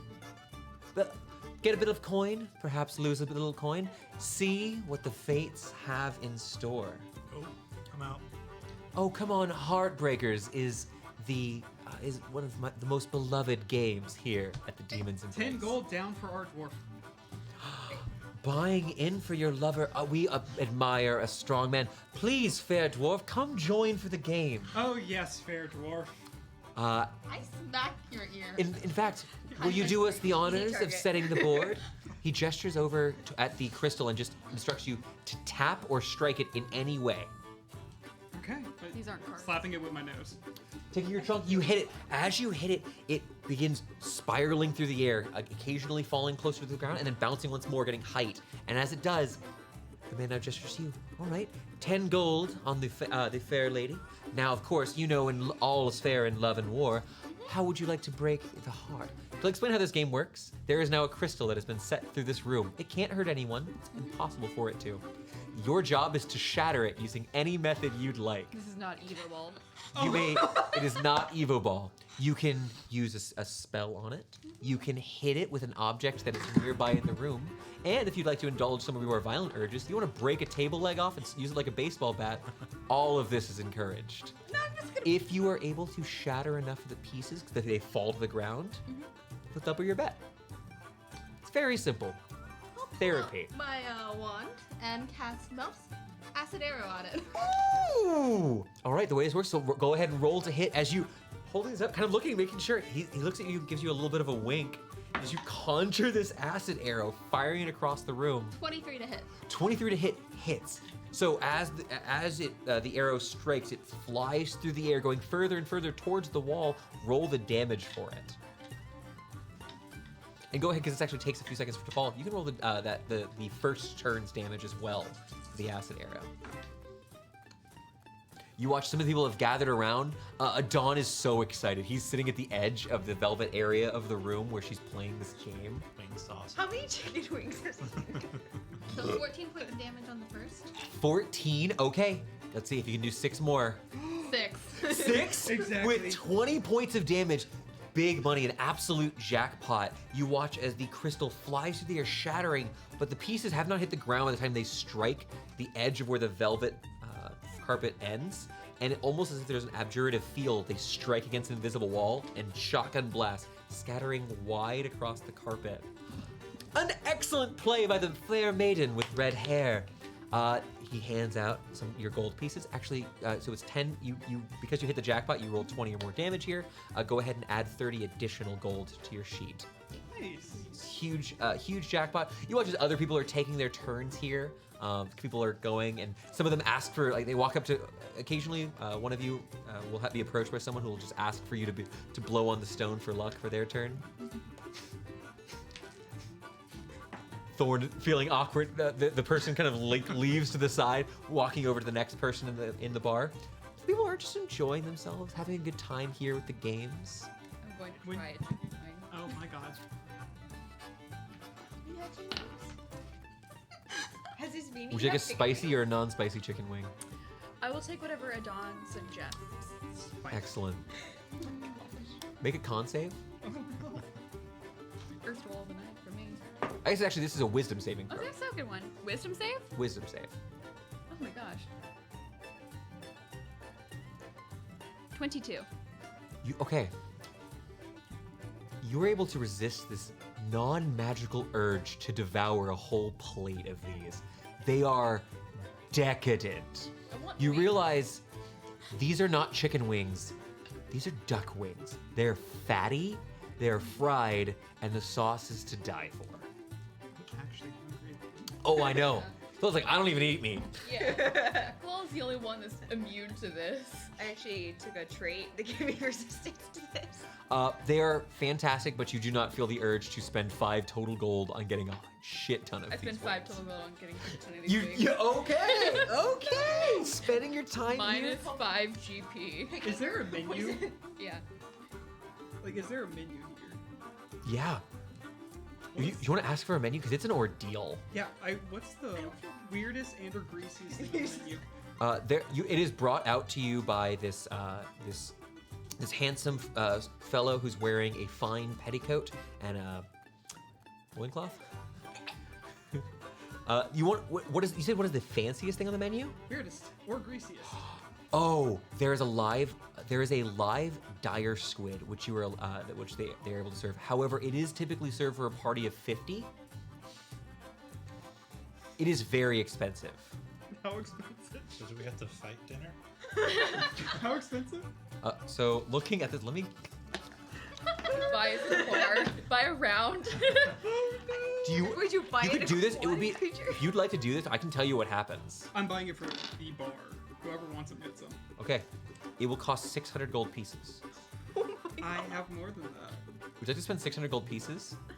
On food? You have to head. So this is a request. Walking on over, you see the person takes your order. Very nice, sir. But as he heads off, you see, kind of looking around, talking with your friends. You see a person at the bar. Caleb is just gesturing over towards you.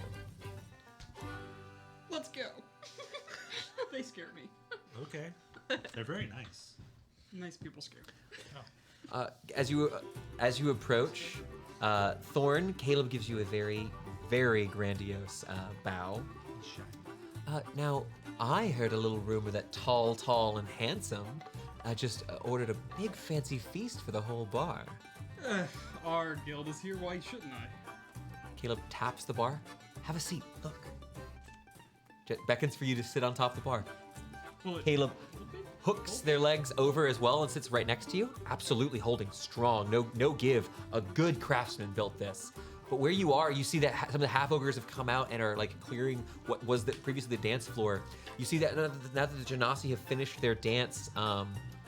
They finished their dance a while ago. There's been a series of different singers who've come out and just given their performances. A couple of them actually were in Celestial. One of them was in Elvish. These various folks coming out, humans and elves and orcs. But as this is happening, as the song ends, you see one of the ogres lets them know to stop singing. You watch as the area cleared. The main stage itself begins to lift up into the air, arching backwards, and you see underneath gears. A lot of this is actually done through artifice. As it's rising up and the floor begins to emerge, you see a tank begin to emerge of water. In it, a massive red squid as it's flailing about internally, swimming. Not quite. Grace is a hard word to describe such a foreign creature. As it spirals around excitedly, it's trailing behind with like an after image. This creature is not natural born, being an aspect of the tank itself. You watch as one of the half ogres comes out dressed all in clear white, clearly a member of the kitchen staff, has come up.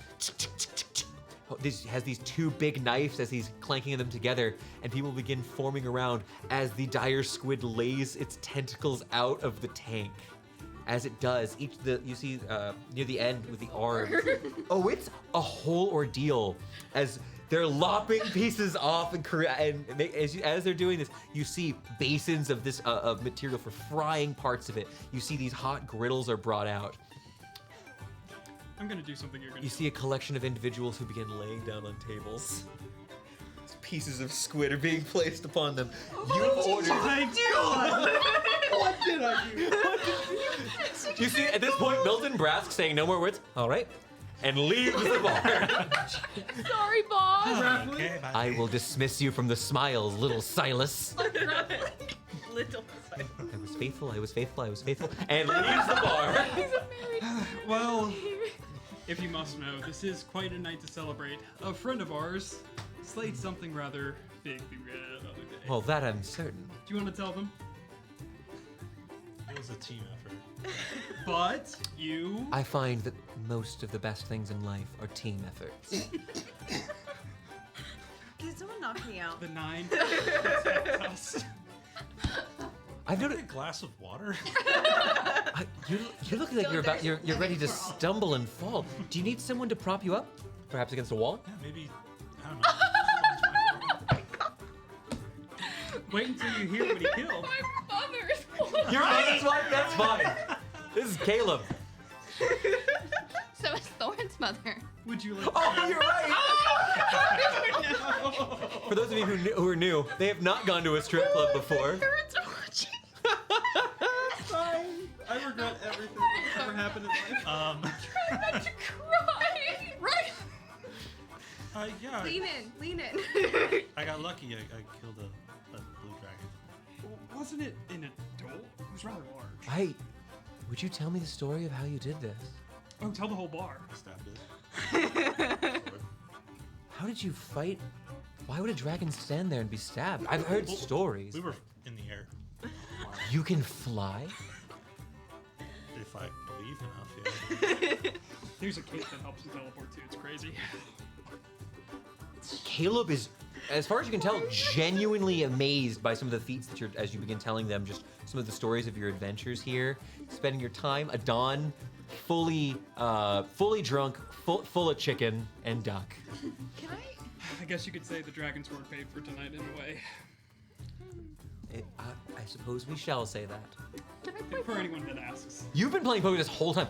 People here, you're in Vegas, only in a 200 by 200 square. Yeah. Great. It's the whole of Vegas. Great. I do say thank you for the split, and I'm gonna go enjoy. Oh yeah, no, we're eating script tonight. You know, like a whole section of the arm. She one of the eats arms. 10 of the 50 servings. I didn't know when one could. There's so much soy sauce here. Someone invented soy sauce. It's great. Witnessing all of this, Witness. I witness it. I input more liquid courage into myself, and I realized it was really rude I need to go earlier, and make I must fix things. So I go hunt down a half elven woman Oh, you and seek say her out. yes, and go. Oh. Would you like another match? When you first approach, you see she kind of looks over towards one of the half ogres, but listen to what you say. Another game would be nice. There's not a lot of folks who can play dragon chess. So yes. I actually haven't played it in months. Jeez. Well, no time like the present. Let's try again. This time going through the games. Would you like to make me a dragon chess check? It's gonna be an int I check. have never done one of these in the whole campaign. We're not so. doing a full match, which uses our big contested system. So, int plus proficiency. That is correct. Ooh, 15 is the DC. Natural 20. Natural 20. That's for a total of 26. Now, as you're playing through here, that doesn't just represent you just winning games, because you are certainly you are more accomplished than them. With a 15 for them, this person is certainly above adequate at the game. But here, during this time, if there's information you're trying to gather, as well as if you want to just improve the general rapport with this individual who you kind of snubbed earlier, she definitely seemed offended by how you had acted. I apologize and was it blindsided by this place? Standoffish? Yeah, during this match, they were clearly asking questions about me, so I'm curious about them as well. Oh, sure. Yeah. Okay. Kind of rolling over. I'm not going to make you prompt. I'm not going to prompt you for really the roll. met tons of half-elves. No, you haven't met tons of Or half-elves. any so far. Celia is a half-elf who was born here in Eltz. Her father is a lumberer. He's a carpenter. Excuse me. Wow, where are my words? Who actually had interacted quite a bit with the Teyrillan elves. What house? Teyrillan elves are wood No, elves. so she's a wood elf. Oh, So she doesn't have a house. Correct. But that's a very good question, Amanda. That would normally apply, but no. There's so few high elves. There are not very many high elves. But you get to know her a little bit more. She actually doesn't consider herself as someone who works here. She comes here and enjoys herself, and she makes money here as well. She Playing didn't. dragon chess or? Typically, I sometimes sing. Nice. To be honest, it's been a bit difficult. And the standards here for singers is incredibly high, and well, admittedly, I'm hoping to fix. Things have been just kind of on the decline here. They keep hiring folks, and everyone just is always disappointed. That's sad to hear. There are living legends out there. It's hard to matter as a noble if there's a king around. It's hard to matter if you're a hero, if the guardians are around. It's hard to matter if you're a singer, if you're in the demon's embrace. I mean, we've had Adelacia was here. We've had Corin the Wise. We've had Songbird of Eltz. We've had Wait, did you say some? I'm sorry. One, I love Teyrillan. I've been there a few times recently. it is If you ever go back, let me know. Happy to visit you. It's uncomfortable sometimes. Things are so different up in the treetops, and then I come here and everything's so noisy when I come home, and Everyone holds hands there. High elves, we just don't. I do miss all the contact. It's pleasant There's here. a lot of physical contact. I'm curious. Guys, we're about to get spicy. Yeah. Do you let this woman you barely know hold your hand as you play dragon chess? You've been drinking, You've been drinking. Jameson. Elle does, and she turns a neon shade of red on unseen previously. This person is immediately endeared to that. This person is just playing dragon chess and hoping to have nice conversation. And I make a little blunder. I'm like, this high elf and nobles don't touch each other. It's just a thing. My apologies. I meant no offense. No. It's not offensive. I'm sorry. Did you say Songbird? Oh, yes. So we've had. She used to sing duets with Corin the Wise. She was an Eric Cochran woman. Admittedly, I only get to see her perform a few times, but absolutely the most delicate voice this side of the first realm. Amazing. She's still around. She stopped singing a few years back, but I'm certain that wherever she is, she's certainly delighting the halls. Well, clearly she doesn't want to be around so that she doesn't have to compete. It's hard to compete with someone like that. Do you think she used to sit in this beautiful gilded mask? It had these beautiful golden swirls along the outside. It's sort of, you've seen a masquerade ball? Was that sort of thing she would wear? Yeah. And it adorned her beak so delicately. There were small chains of gold and platinum that would dang. There was a blue-feathered Eric Cochran woman. But I was thinking, would that be too garish? She had the feathers that complemented them. I'm just not sure what sort of thing could perhaps add a little visual flair to me. I mean, there's paying homage to those you respect, but there's also making your own. While she might have had gold and, silver, you're from Teyrillan. Maybe I should visit there and listen to the song some. It has its some magic. Tonight has been the theme for tonight's music has been like a lot of commoner music has been played here. The dock workers will come here and spend their day wages. Yeah, this place it's very nice. It is not very bougie. Oh, what are you seeing next? She's like, well, the stage is available. And she'll get up, go give a little performance here. You would ask the question about how do we tip the performers on the stage, correct? Adon kind of going up to the stage and showing you as this woman steps up and just begins singing this very, very, very soft, sweet song in Elvish. The song itself is about the feeling as the winds pass between the trees. It actually is about Teyrilla specifically. But you see that Adon, being very happy, takes a trio of gold pieces, slides them on the surface of the stage itself, and as they do, the grains themselves widen and the coins roll across the stage. All of them eventually making to the back of the stage where they begin spinning into this metallic device. Can I just... The stage catches coins, and as you're putting more, It's Yeah. fun. as you I put also more in, wanna put more in. the more you put in, you also see as small motes of light begin sparking at the edge of the stage, adding to the spectacle here. I put 10 platinum pieces in. The stage explodes in lights, and the band begins just jamming out. You I'm see here that to make friends. It's a lot of bread. I was... I'm sorry. I won't say what I was gonna say because it's Lost more gold. it's a Hey, Connor thing. tip your entertainers, I guess. I am losing my mind here. Like, there's part of me that's like, I am not going to report this outing. I am not going to report this outing. Please, dear God. Here, have another ale. I'm going to Felix says report we have this to outing. I'm going to report this Do you outing. need some arm candy for your card game? I can distract them. I'm on fire tonight. Let's go. Yeah, someone hasn't been not swarmed the entire time we've been here. What the hell? Caleb has called at you him. over like a dozen times for drinks on the house. Oh, I'm hoping that Caleb is spreading the rumors about a dragon slayer. Caleb talks to every person who walks in. That is one thing I'll let you just know passively if you stay here for a few hours. Every person talks to Caleb. Though, not everyone talks to Caleb that way. You good? Yeah. You just get like information from someone?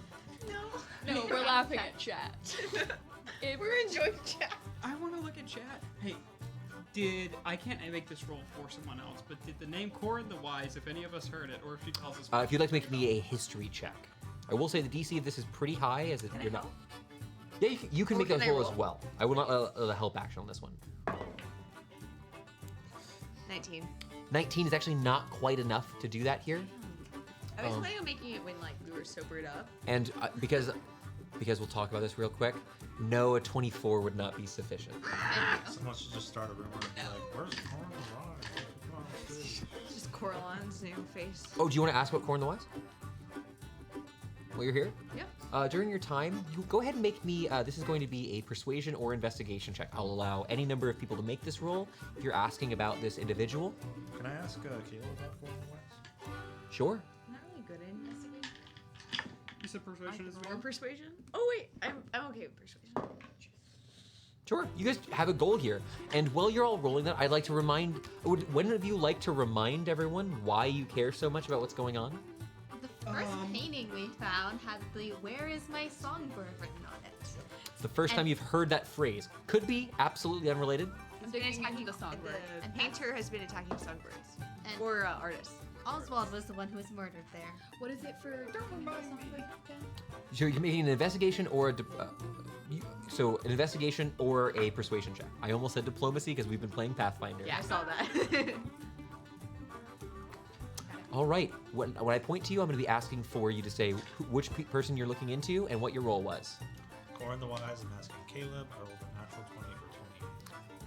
We're going to come back to you. Anyone who rolled about Corin, never mind. Anyone about Songbird? Never mind. Cool. Songbird? 23. Investigation. Songbird. You actually end up talking to one of the half ogres who mentions, who's willing to talk to you a little bit about the Songbird. The Songbird was a woman who worked here for about 10 years. About 6 years, excuse me. And she stopped working here 3 years ago, roughly. She was a beautiful dancer and an incredible singer. However, she did like to perform with a mask and only used her pseudonym while singing. However, this guy with that role does mention she got hitched. She got married and stopped working here. Lucky. And reckons it was one of the patrons who used to be here, though he doesn't quite know with that role. She got married and stopped performing here. It's almost as high as I could roll, so I feel great about it. Everyone's a little too drunk for it. Why are you guys talking about the bird? Do you guys see? I think the fire genasi is gonna come do a flip again. Then why don't you go give them a gold for it? No, too much squid and duck. Oh, duck and cover. You don't have magic to empty my stomach, right? It's called a fist. I could press on it. That's, Pretty good at it. Look, I know what they say about the entrance, but that's not what that's a vomitorium. It's not actually about throwing up. It's just an entrance. It's a pretty sophisticated joke for. I'm consistently making weird comments, actually. That's very true. It's like a Don's thing. He's an educated man in Eltz. I wanted to try to do the Adon voice again, but I'll never get it as good as I did the first time. Gosh! It was good the first time. It was Hell, have you had too much There. to drink? Yeah, she has actually. Just Oh, a do little you bit. see how red she is? Silas, you and or what? We could if you guys have too much, we can get out of here. No, I'm actually fine. Yeah, for staying a little longer. All right. We're learning a I lot think I'm here. gonna get a foot rub while I'm here. 9 They have splats. boobs. Sorry. Of course they have. Of course they have massages. Why did half of the party perk up? no, I'm just scared. He doesn't go anywhere. Like, he pays to have this done. There's like a silk pillow that's brought out, and it just you just see this jacked individual who's just destroying the knots in Adon's feet. He just kind of lies back. He's blowing through 1 or 2 missions worth of wages here tonight. His eyes are closed. Yeah. I take over and be a little bit rougher. Oh. All right, that's pretty good. I'm not gonna continue this. We're gonna continue. Adon giggles a whole lot. I don't want that clip. I don't want that clip. No, you one don't bit. want that Nope. clip. You gotta be careful, man. It's out there. Now on the internet. When Adon eventually notices what you're doing, he begins like cackling, and as he pulls away, like just absolutely this one-armed warrior begins giggling in surprise. It was a prank. Paying off, it cost him 5 silver to get that done. Paying off. No, 2 days, 2 silver for a day's wage is absolutely average, and this is 20 minutes of time. Caleb, my question. Yeah, I'm over here with my pin ready to go. Corn the I West. got notes. Yes, let's go ahead and let's talk a little bit about Corin. What do you know about Corn Wise? Well, Corin doesn't come around as often as he used to, but he was an excellent songwriter and a fairly incredible singer, though I think he was always complimented much more by the songbird. Corin is quite talented, a bit of a virtuoso on the lyre, and, well, a bit of a poet. Do you like poetry, Mr. Thorne? Yeah, I do. They kind of just chuckle at your response there. Why are you asking about Corin? He's not here tonight, but I suspect we'd see him here in the next few days. Oh, we were talking about it, our party, and it just seemed interesting. He seemed very famous along with the songbird, their duet. So it seemed like something that maybe we'd want to come check out in the future. There are nary a half-dozen bards in history who have voices or talents quite as grand as Corin the songbird. When the two of them flew together, it was just Eros and Agape manifest. Beautiful. That eyebrow you're getting from Victoria right now. That's fine. I'm not talking about you, Victoria. Don't worry about it. Was Corn then an Eric Cochran? Oh, no, Corin was a human, though, with a twinkle in his eye, I think there might be a little bit of celestial blood in there. Could just be his natural charm. That was a joke. He has golden eyes. He was certainly an Aasimar. I did cross out human in my notes. I also wrote even it was like In universe, people would consider an Aasimar is a human, but like an Aasimar human would still be a human. Right. But I kept writing afterwards. He had a talent for projecting his voice through magic, and, well, we have replicated some of his effects here, in some of the renovations here. Seems like very talented in many aspects of art. Did he do any other kind of art? Typically, as far as I know, Corin mainly was refined to things that involved writing or performing music. I can't say he was much of a sketch artist, if that's what you mean. Oh, and he was positively terrible at cards. I'd be if I can interject. I heard Certainly. that the songbird isn't around anymore. Oh no, she got her fame, she got her glory, and she got to do all of it without making fans who would knock at her door later.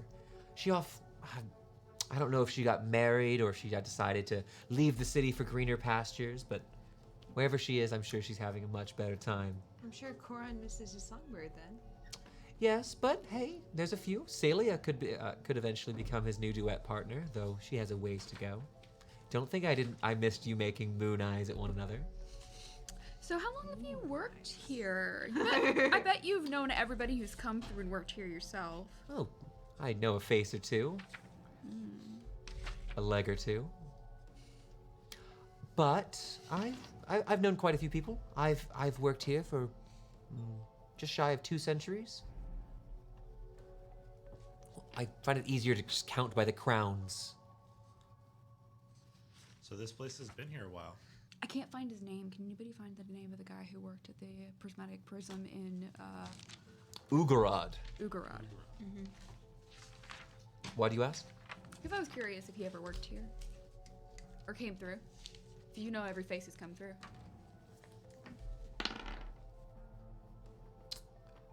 Oh, you're talking about that muscle-bound little thing. Very angry, very angry, at least until he gets his ribs. Yeah, I've seen Ugarond around.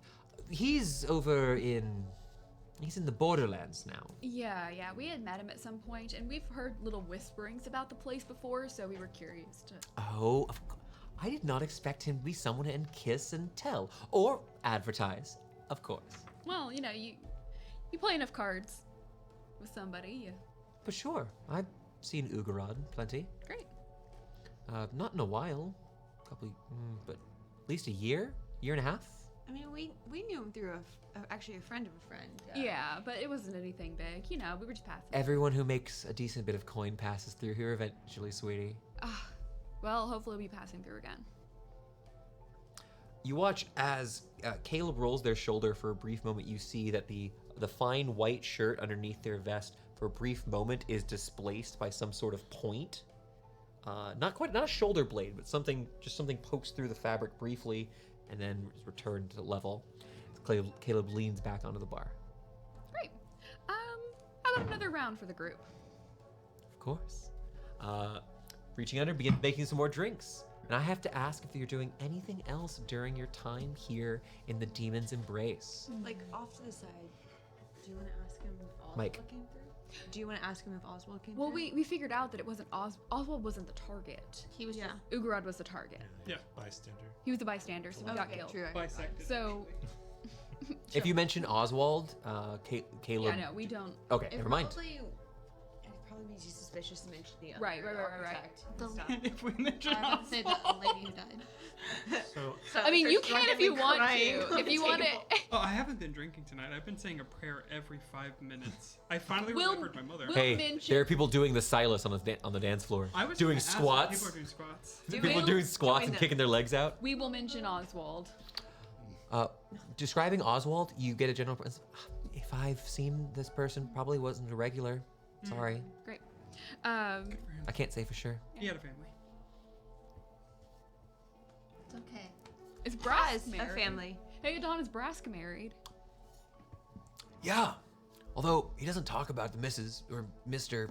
his spouse very often. You I don't know. even know, so. No, when I first started working there, he had some sort of comment. Well, he kind of thought I was an Ashen League spy, if I'm being honest. Were you the only person working there at the time? No, they had others, but the Ashen League, Our dick? they've been taking away our recruits for a long time. Okay. And honestly, kind of looks over, seeing across the way, you see Tans is fully passed out. And there's like one or two of the workers here is just fanning him with a big palm leaf. Just giving him a little bit of a big banana leaf, just giving him a nice bit of cooling air. Good for Tans.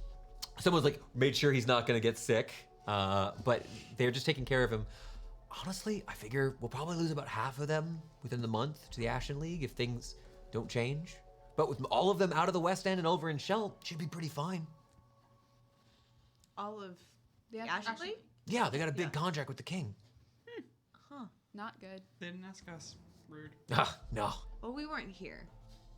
We also don't have enough members to guard all of the 9 lords. Let's be fair. So the king has the Valkyries and the Ashen League now? And the guard. Regular and, guard. and the guard. Oh, and the Runic Knights. And the Runic Knights. He's paranoid. Jeez. Has he been recruiting new guards as well? Well, the guards kind of just patrol their own regions for the most part. They've just been on higher alert. That was definitely. And I guess I don't know for sure it's the king. I just know that the crown has paid these folks. Their royalty. Could be any of the High Lords. So Branson started hiding. The park got attacked, and then Oh, Yeah, you do. You said you would tell us about the park. you were supposed to tell us everything that happened here at Eltz while Yeah. we were gone. so those vigilantes, those vigilantes you've heard of. Yeah. Yeah. Yeah. They sound familiar. Well, they showed up over at the park, and honestly, they kind of ruined the place. There's a huge trench from where the fight was. They attacked some guy and just blew up his carriage. They were supposedly they like unleashed a big robot and attacked a bunch of people. Did you the know the- vigilantes unleash a robot, or did the guy they attacked unleash a robot? I mean, depends on who you ask, I guess. But What do you think? to be honest, I'm kind of torn. Most everybody I hear talking about the vigilantes talks about how they've been doing all these attacks on things, but anyone I hear talk about them that's actually met them tells about how they've been helping them, how they've been fighting people who deserve to be fought, and leaving behind the spoils for whoever needs them. What are the chances you know the name of the person who had that card? The one that was attacked? I don't know, man. That sounds like a question for the guards. Question we probably shouldn't ask. Not I mean- tonight, at least. It wasn't that long ago. Go That's check things out. We can always ask. They seem to know a lot of what happens around here. Do you know what else we could ask? Christine Cooper. Or we could just I ask. thought you were gonna say GM. Oh my gosh. Yeah, we have resources we could actually ask. Yeah, instead of the barkeep asks everybody. Yeah. Fair. Is there anything else you wanted to ask Adon or do here in the embrace before we go ahead and go ahead and end this first day back? Who I has to be dragged, helped home? stayed sober for this. You're able to bring back a couple. Yeah, Adon is mostly actually just full. Adon got he got a foot rub, a neck rub, got all sorts of wings and beer. He had too much squid. My man's got a big old gut here tonight. There's no metal armor to hold it down. He's got a little bit of a beer gut going on. Good for him. Dude, same. No. Y'all are No, great I'm friends. getting some cauliflower with Hey. I advanced just- sauce. Are we heading back home? Yeah. Yeah. I wouldn't mind stopping by the bar for a quick second. For Okay, never mind. Yes, I please. yeah, no, I just want to hand over to our sweet bartender friend a How card. sensitive is your trunk? Very, please don't touch it. I apologize. No, it's my fault. Ugh, but I digress. Silas is fully knocked off kilter by this. It's a lot. Quinn was laughing. If Oh, you yeah, ever laughing. need a handsome dragon slayer, this is where you'll find that drow, or any of your important patrons. You don't make money if you don't have customers. Perhaps I'll have to be an interested caller. Oh, before we go, I don't know if General Bailey is in town, but I heard a weird rumor that the barkeep out front turned him away because of how he was dressed. I would check on him.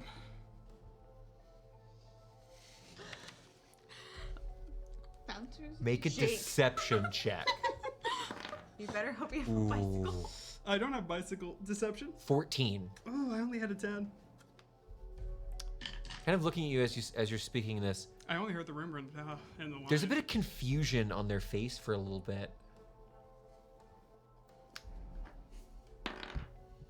Click up to see through illusion. I don't think that's a very nice joke, and I would appreciate it if you make room. I have other customers here tonight. Well, I think I've overstayed my welcome on that note. I'll take the card back just in case. Are you taking the card back? I thought we ruined the business there. No, they just asked, hey, I got other people to work with. I'm not going to flirt with you when you're just like lying to my face to try to cause trouble. That's fair. You Well, did that's fair. just lie to You the did Oh, yeah. hand a No, business what card and then lie to their face. I wanted to fuck with What the is- bartender. He turned me away. I wanted to fuck Bouncer. with him. Bouncer. I You said weren't fucking with barkeep. the. Yeah, you were messing with the I said bartender barkeep, who was but nice meant bouncer. to you the entire Just night. wanting to get back to the bouncer, okay? I wanted to fuck with him. It was a roundabout way.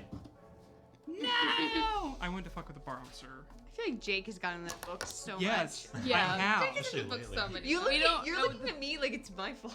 You're that book. Yes, I have. It's the chaoticness of Jake big butting book. into the lawfulness of Silas. Yeah, there's no in all of between. the I time. can play it. Ugh. We're gonna kind of cut away here. The party has made their way most of the way back to home. They've dropped off their new companions from the Defiant Smiles.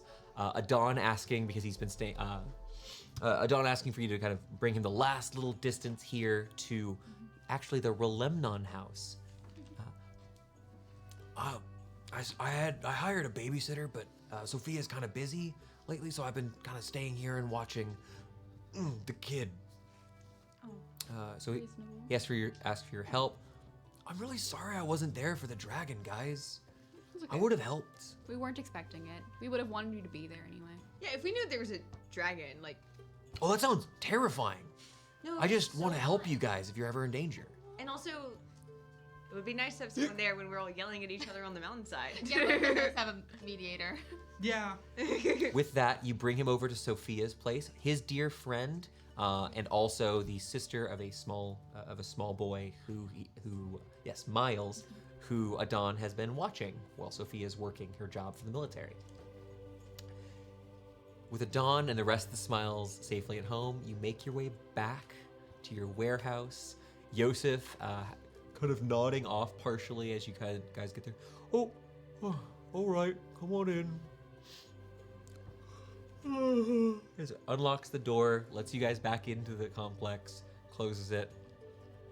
He takes a bit of, he takes a flagon of coffee and just takes a swig. Oh, strong stuff. And gets back on the wall and kind of leans against as he continues his watch for the Hey, evening. Yosef, you want the night off? I'll take watch. I would like that very much. Yeah, go get some sleep. We need to get Yosef some help around here. We need some help around here. Yeah. And as you all drift off to sleep, completing your long rest. Can Oh we take Raunar to the club? no, No, Okay. not Eleanor here. would not. You would not have been allowed in at all. Right. Yeah, fair enough. I'm It's the evening. It's late, but like you guys can still have chats. I'm just out of it. I'm the moon and the stars right now. gonna just middle of the night Execute Thorne in his sleep. go up to the What roof, did I do? cast Flock of Familiars to bring out Hoot and Chirp, and do a mile-wide radius watching the area around us, just to see if I see anything in the area around us. What are you looking for? Because it's too big of a claim of a question. Right. I am looking for individuals of particular shadiness that are kind of like casing places. I'm watching for casing. Okay. as you begin peering around the area here, you see that the region that you're in, the Barrows, as you're sending out these 3 familiars, you have 2 owls and a raven. yes, you have Squawk, an owl, and these two ravens, these magic. Other way around. Sorry, yes, I said that backwards, but you have 2 owls and a raven that you send out, occasionally warging into them to take a look. Go ahead and make me. This is actually going to be investigation checks. And because most of them have dark vision, I'm not imparting disadvantage on this flat roll. My investigation or theirs? Your investigation. You're using your eyes. They're just giving you information. You're studying that for information. Is that a good face, bad face? 23. 23. Okay, so I've got news I can tell you. It looks like with that roll, I can tell you that the Barrows is roughly in the middle of the edge of 2 different gangs operating territories. On one side, you see somewhat familiar faces. Going northward from where you are, you see people who, you see some humans who've been patrolling the streets a little bit. A couple people who, you actually end up witnessing a mugging at some point during this hour. You see what looks to be, they look kind of like the Ladrone men, only a lot of them have small, they have these small little bandanas, or some of them have shirts that have a yellowish hue to them. It looks like they're still wearing similar garb to some of the muscle you've encountered previously with the Ladrones. These ones look a little bit different. You see that some of them are bearing crossbows, and even one of them has this strange device you know as a firearm, a revolver on his hip. However, to the south, leading towards the docks, you see what looks to be much more of these, more mixture of like there are genasi, there are fire and air genasi that look to be the most common here, wearing blackened leather armor and bearing short swords on their hip, looking a little bit more like an organized group. And you see that on their shoulders and on patches on some of their shirts is emblazoned a huge fire. Using the context from before, these appear to be the Great Ones, one of the local gangs here in Eltz. Who do we get our house from? The Ladrones. You're right at the edge of Ladrone territory. We will be in the middle of a turf war at some point, so. It's looking like that's very possible, especially given the Ladrone families, the Ladrone crime gang just got split in half. Yeah, because of the Brugada people, which I assume are the people with the yellow badges. Based Yes. on what I know. With the context, you're very confident. Yeah. I already wrote it down, so that's how confident I was. Fair. Oh, you're a girl boss. And it's Bugarda. Bugarda? Yes, not Burgada. Like the rum. Bugarda. Oh, so my U and my R flipped. Bugrada? Bugrada? Bug Arda. Bugarda. And don't worry, we're gonna say it every single combination of syllables. I'm gonna do it, they're gonna do it, it's gonna be great. No one will ever say it correctly ever again. It's certainly not Burgerda. Could it be? Come back in 20 sessions, it will be Barada. It's just Boritza. Bucardi. Is there anything else that happens here, or do you guys rest for the night? I sleep on a bed that is my bed. It's great. Ralnor is still sleeping under the tree when you get home. Fully His bed is now too small for him. I will need to go to the pet store. Oh my god. He is much larger now. He's roughly the size of a halfling.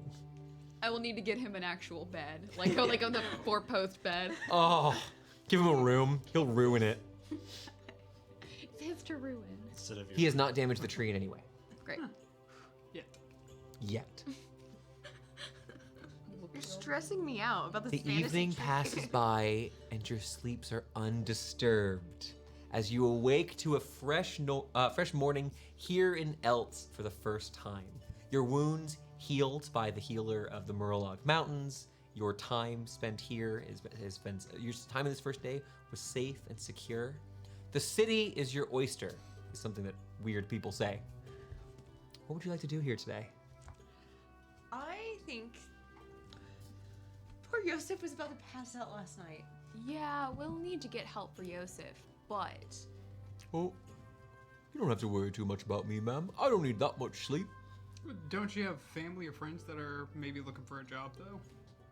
Two birds, one I don't know stone. so much about family, but I could try to scrounge up some guys. Not exactly the recruiting type. Yeah, but you could be the managerial type. Oh, Give it his career development. I mean, I guess that sort of career advancement's not exactly my ideal. I'd rather become valuable in the position I'm in rather than find a position I'm not qualified for. Ah, the Peter principle. reasonable. Okay, well, in that case, I'd like to stand on a wall and maybe have a beer or two at the end of the day. sounds Fair. great. Fair We'll find you some help. That'd be great. You won't have to take night watch. And can I have a chair? Yeah. You We didn't haven't just given take you a chair with But that's you? just a Take a kitchen. chair. You Well, I'd need like a stool, and we don't have stools this tall. Just to be honest, who do you think would be mad if you just bought a chair? Honestly, it's so nice working here, but I did spend several years working for one of Zarathol's apprentices. That's fair. That's And fair. Orwin was, to be, well, A jerk. excuse my abyssal, a douche nozzle.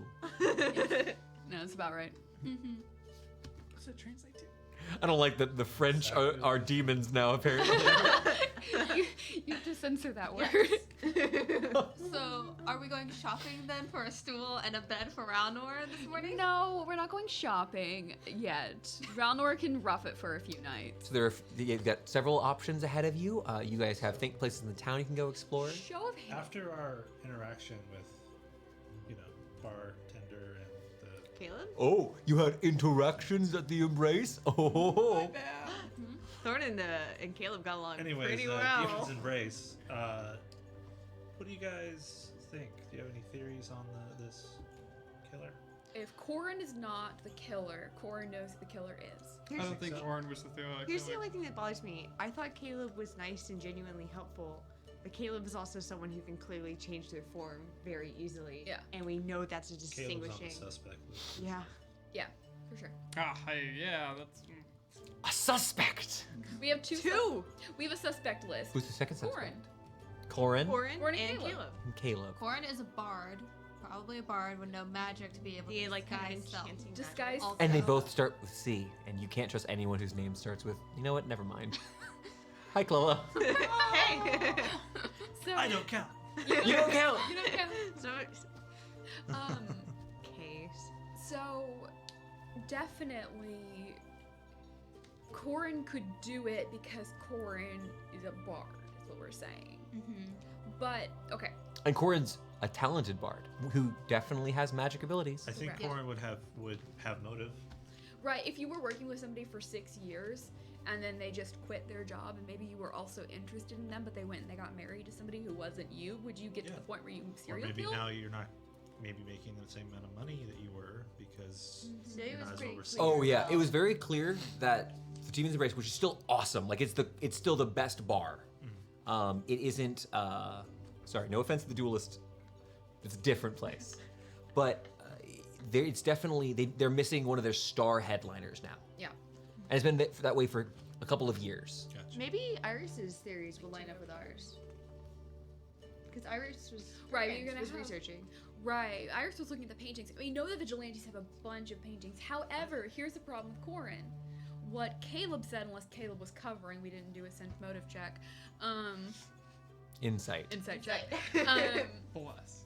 We didn't check that, so like we don't know, right? I'm not gonna metagame that portion, but like Caleb said, Corin doesn't paint. Are we still grasping at straws with a lack of information? We have 2 names though right The now. problem Is- with Corin also is how did they relate to the architect with the they will know what you are? Because we have a second victim that we know of painting, and then there's a lot more victims. Right, but we couldn't ask one of the suspects about 2 of the victims in the same night. I think maybe we should look at the history of Eltz. Have there been any other killers in the past? We know that we know that the Vigilantes have paintings, and the Vigilantes work in Eltz. So at least the Vigilantes have I know evidence. that- Clarifying, the Vigilantes have gathered some of the paintings that the killer has left behind. Right. Not they didn't make them. I just want to Right. clarify Yes, that. yeah. There's been a history Or did they? of this killer, right? Recently, within the last year or so, Yeah. Yes. right? Have there been any other killings maybe a few years back, maybe 10 years ago? Type. Maybe before the We also maybe records. we also know the count just died, but no one's talked about how and if there was a painting involved with that. Let's be Right. careful trying to tie that into this, though. It could be a goose chase, or it could be another related event. I say we go talk with the vigilantes, find out what happened in the park, find out more about their paintings, because we I never just feel really like they're asked them not about. related. The park and what's going on. I don't think the park's related at No, all. the count. I'm not sure it's related either. The We don't Park have and the enough. count, we don't know are related either. Well, No. that's what we're saying. Right now, they're three. We have to think of them as three distinct events before we get evidence Exactly. that they're tied together. So you've got a count who, but over the course of that last night, I'll go ahead and let you know, Count Boris Octarine, a name that is familiar to you. And one thing I'll give you the most basic level information. You know that Count Boris is the favored nephew of High Lady Lynn Octarine, one of the High Lords of Eltz. Of which, Mistra. damn. The Lady Neutral of- good. The Lady of Mysteries, correct. Sorry, I have it in my. That's great. That Oh, was- good morning, Coco. She just woke up. What was that lady's name? Lynn Octarine. They share a last name, but he is considerably lower in rank than she is.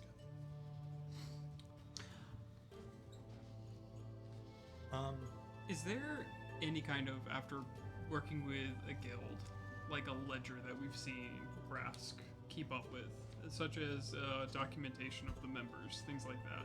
Something that we could expect every guild to have to produce. Yes, I would. So you can't say every, but you certainly would assume that most guilds, if they don't have, actually, you know what? I'm gonna go one step further. You would know most guilds keep a ledger of their members and the sort of business dealings they've done, like the contracts. But certainly somewhere in Eltz must have all the paperwork for you. We had to sign a contract and submit it to the city. I Yes, assume you every did. guild does that. Exactly, that's Right? my point. Is it public record though? Who knows? Well, if I had to say off the top of my head, how many people wear a badge versus how many people don't? How many people in this town are guild members versus how many are not? There are 10 non-guild members for every guild member at least. Okay, never mind. Because being in a guild is important. It gives you standing, and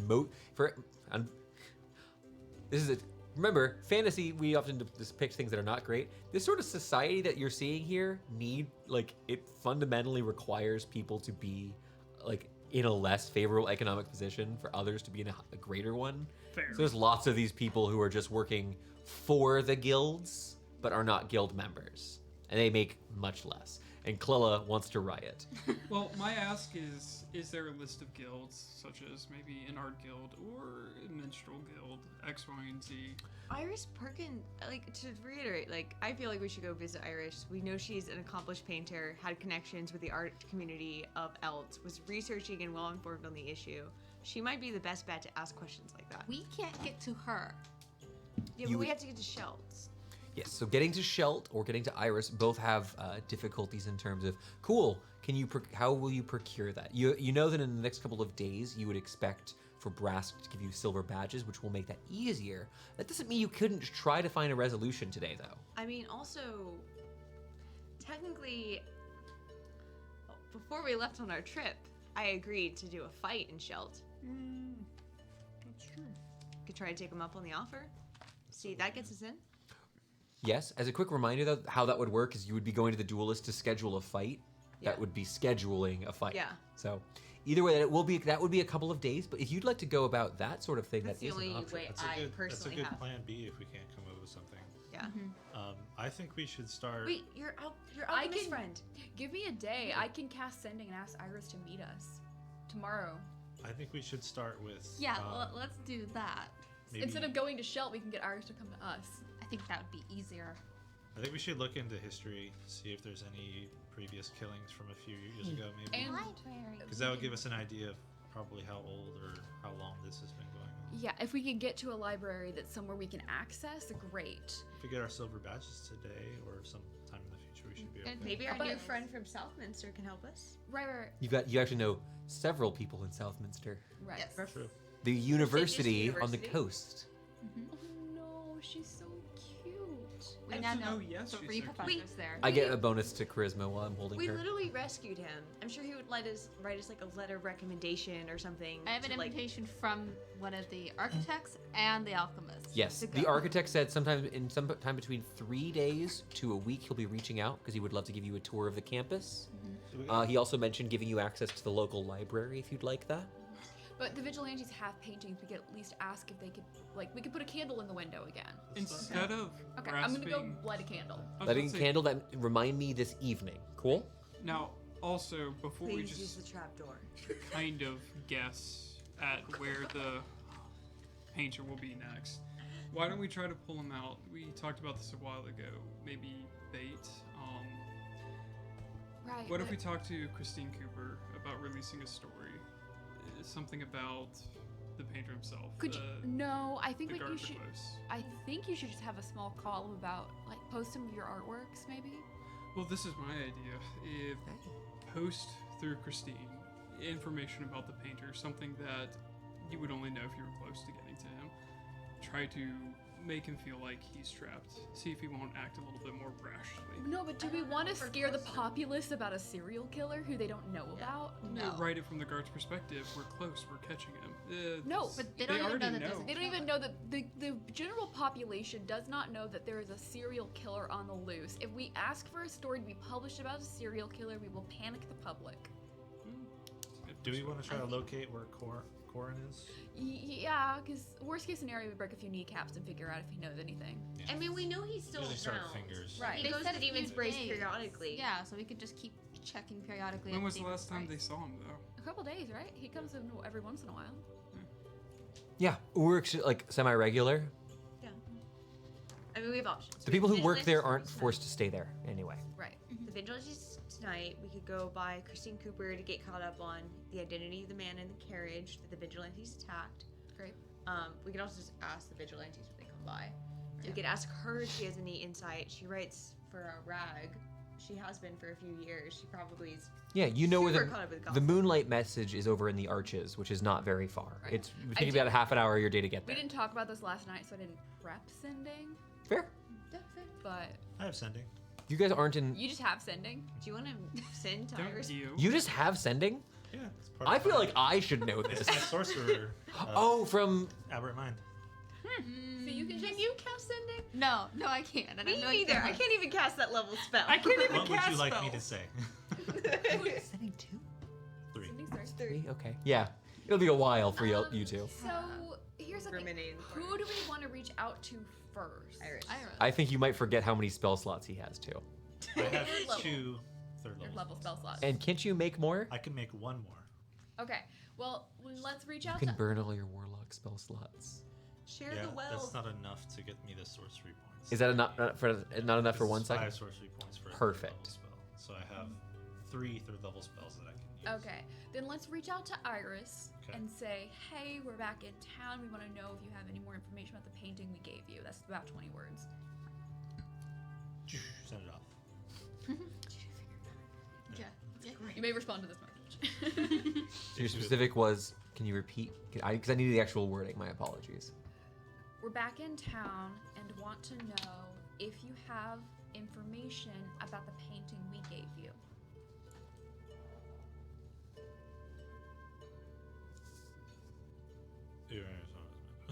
You no, no to that. I'm one word over, so You- reword it. But Sure. 23 words. You take the time to get say that we're back. set up. Oh, is that Just say we're back, Sorry, not even 18. say in town. We're good. We're on words. Come to Barrows. Meet You us. have Meet painting. us. Come to meet. She We're in can the workout. reply. We're in the workout. She also knows Smile. that he's not the most grammatical. That's the thing. I'm using my words, Oh, my- you're not writing. writing. That's true. I mean, also, since the day we met Thor, he's been able to speak in our minds whenever he wants. Right. We So- haven't delved into why he can talk into our brains. It's almost like it's weird, Can you but cast it's not like detect thoughts. Not meta. Can you cast detect thoughts? Great. Yeah, you can. You've used it multiple times. Yes. Why am I Yeah. asking? It's okay. Now we have. Thank- a next time we go to the bar, you should do that. The voice returns. Thank heavens you're back. It killed Boris and left another sick painting. I will see you soon. I was right. I told you the campaign. Yeah, you were right. Give this to Amanda. Can I take it inside? No, Amanda, you were correct. Give Amanda The painter got Boris. I'm so sorry. I actually had a couple more words. It killed dear Boris So she was friendly. and left another sick painting. Didn't she mention a forest? No. So I will tell you the Because answer we is no. didn't do this the right way. No, We may have who just knew cast her? it Iris a second time. Can you meet with us today? We cannot currently get into shells. You have you have 2 casts? And I can make another third level. Okay. If Rem- you're okay with using 2 Well, of your third the question is, you had 3 different parties you wanted to reach out to. So your question is, do you want to try again? And because she says, "See you soon." Do you want to try to reach out to her again, so you get to other parties, or no? It's totally fine either way.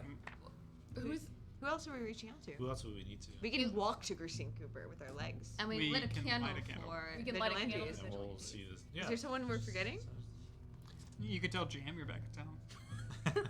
He can send sending to Jam for you. Hey, this is You an know. Have you? elf. I need to know. Have you spoken to Jam? I don't think so. I I feel like she give me the stink eye or something. I do believe that the verbiage of sending. I will. Before I would allow you to send to someone you haven't spoken to, I would want to reread the spell just to confirm that you can do so. Cool. Sure.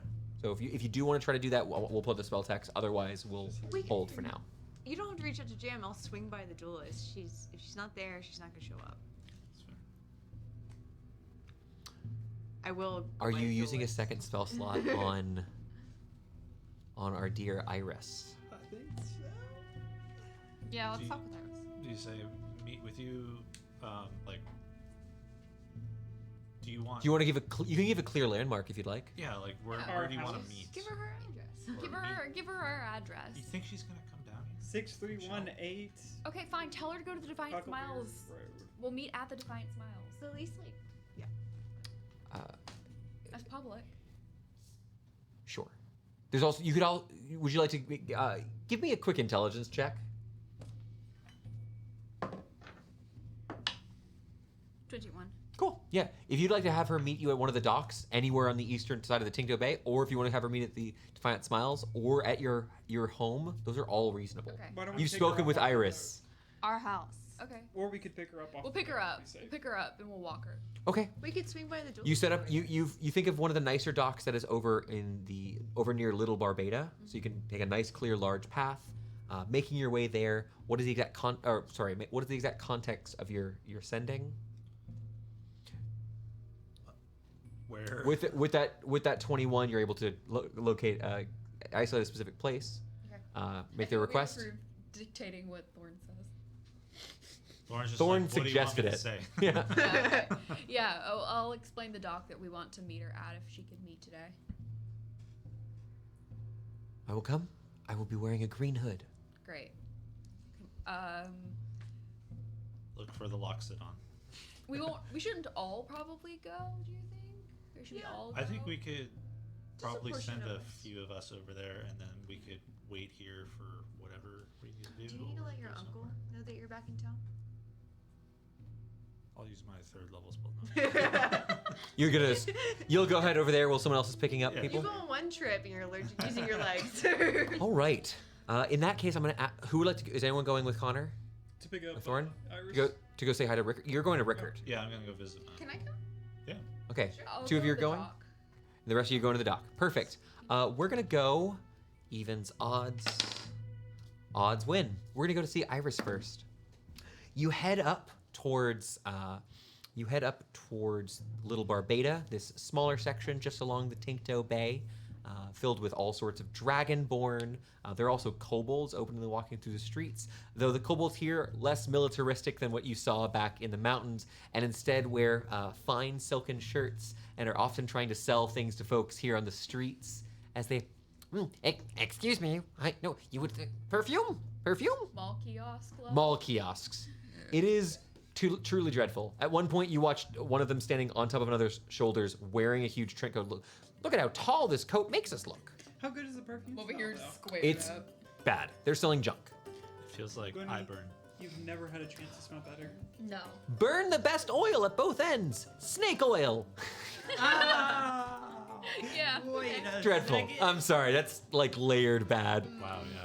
But as you eventually make your way up, you find this one particularly nice dock with a small circular, like a little park on the water. Kind of. Hey, can you turn the speaker down just a little bit? Thank you. You see the actual courtyard itself is this sort of this circle with a number of benches, a small fountain in the center, with a humanoid form standing up, pointing towards the sky. And once you get there, you see kind of scooped into herself, you see a human woman. Last time you saw her, she was in her painter's attire, painting up at the king's speech and trying to get a nice rendition of him. Now she's kind of recoiled into herself, having a big hood over her head. And she is flanked by a pair of large men wearing splint mail armor, swords at their hip.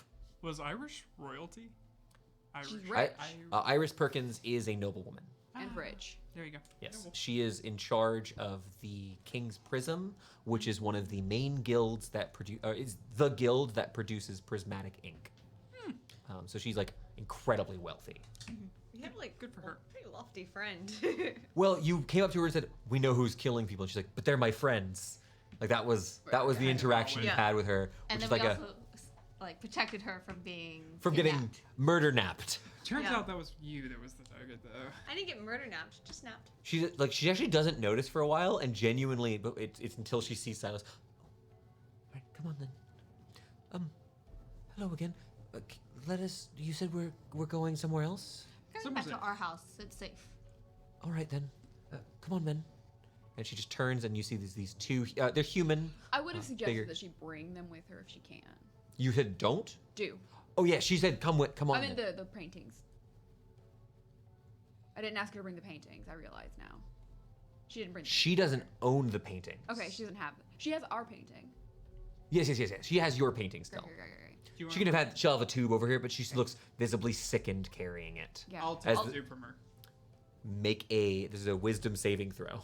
It's been a while since we dealt with the painting. Not the Taking, good. though she's removed it from the canvas, she rolled up in this tube, this magical evil artifact, this enchanted killer's painting. 22. 22. While you're walking here, your movement speed is reduced by half. Fair. You do not experience any other adverse effects, but you do tell that if you hold this for too long, worse things can happen. We sent the one guy that can hold it away. You eventually begin making your way across. Are you talking while you're there, or do you want to explicitly we're Wait. going to wait until we're private? Waiting because we're not in public doing it. Thank you. I really. Thank you. Of course. At this point, we're going to cut back over. We're going to go all the way over in town to, I would say, a little bit grimier of a place over near the docks where Rickert, Thorne's human uncle, lives. As you're kind of heading along the way into that very narrow shopping row that you've encountered, you notice that a lot of the places have their windows closed shut. Though you do see that at least one of them, the small bakery here, still has the warm scent of fresh bread and a hint of heated apple emitting from it. But as you keep going through, more and more of these shops are closed down. You notice a broken window and a second. And as you keep going through, you encounter Rickert's shop. The door is closed. The wooden windows are closed as well. The door does not appear to be locked if you'd like to open the door. You might want to offer your uncle. Your uncle could come stay with us. I'm gonna say like Uncle Rickard as I open the door. As you open the door, you see a human man at the end of his wits, holding in his hand what looks to be a broomstick. As you look over your one of your last remaining relatives, you see he's looking a little bit haggard. He's got deep bags under his eyes, like he's not been sleeping, and a big shiner on one side. You see, just coming up from the collar of his neck, another big bruise. He's been in a fight recently. Laurentius, I'm sorry, buddy. Come here, and just kind of pulls you in. What's going on? You Hey. look horrible. Forget about me. You've been traveling. You've been okay? You've been fighting again? Yeah, it's fine. No big deal. All right.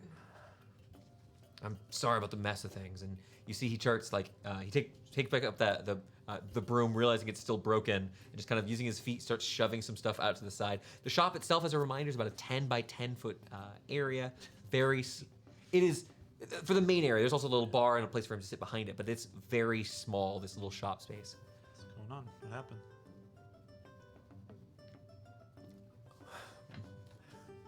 Listen, I don't mean to disappoint you, and I promise I never mean to do any sort of harm to my kin.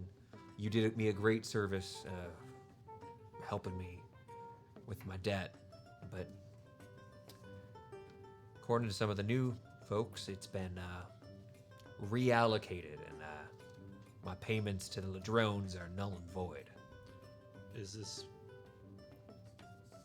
the Great Ones It's harassing you? Mr. Bagarda. He sent some of his goons here recently, and a lot of us had a rough time of it. Miss Shelley with the pies had enough coin to get him to piss off a bit, but I wasn't quite so lucky. And Do you think I didn't mean to squander what you did here.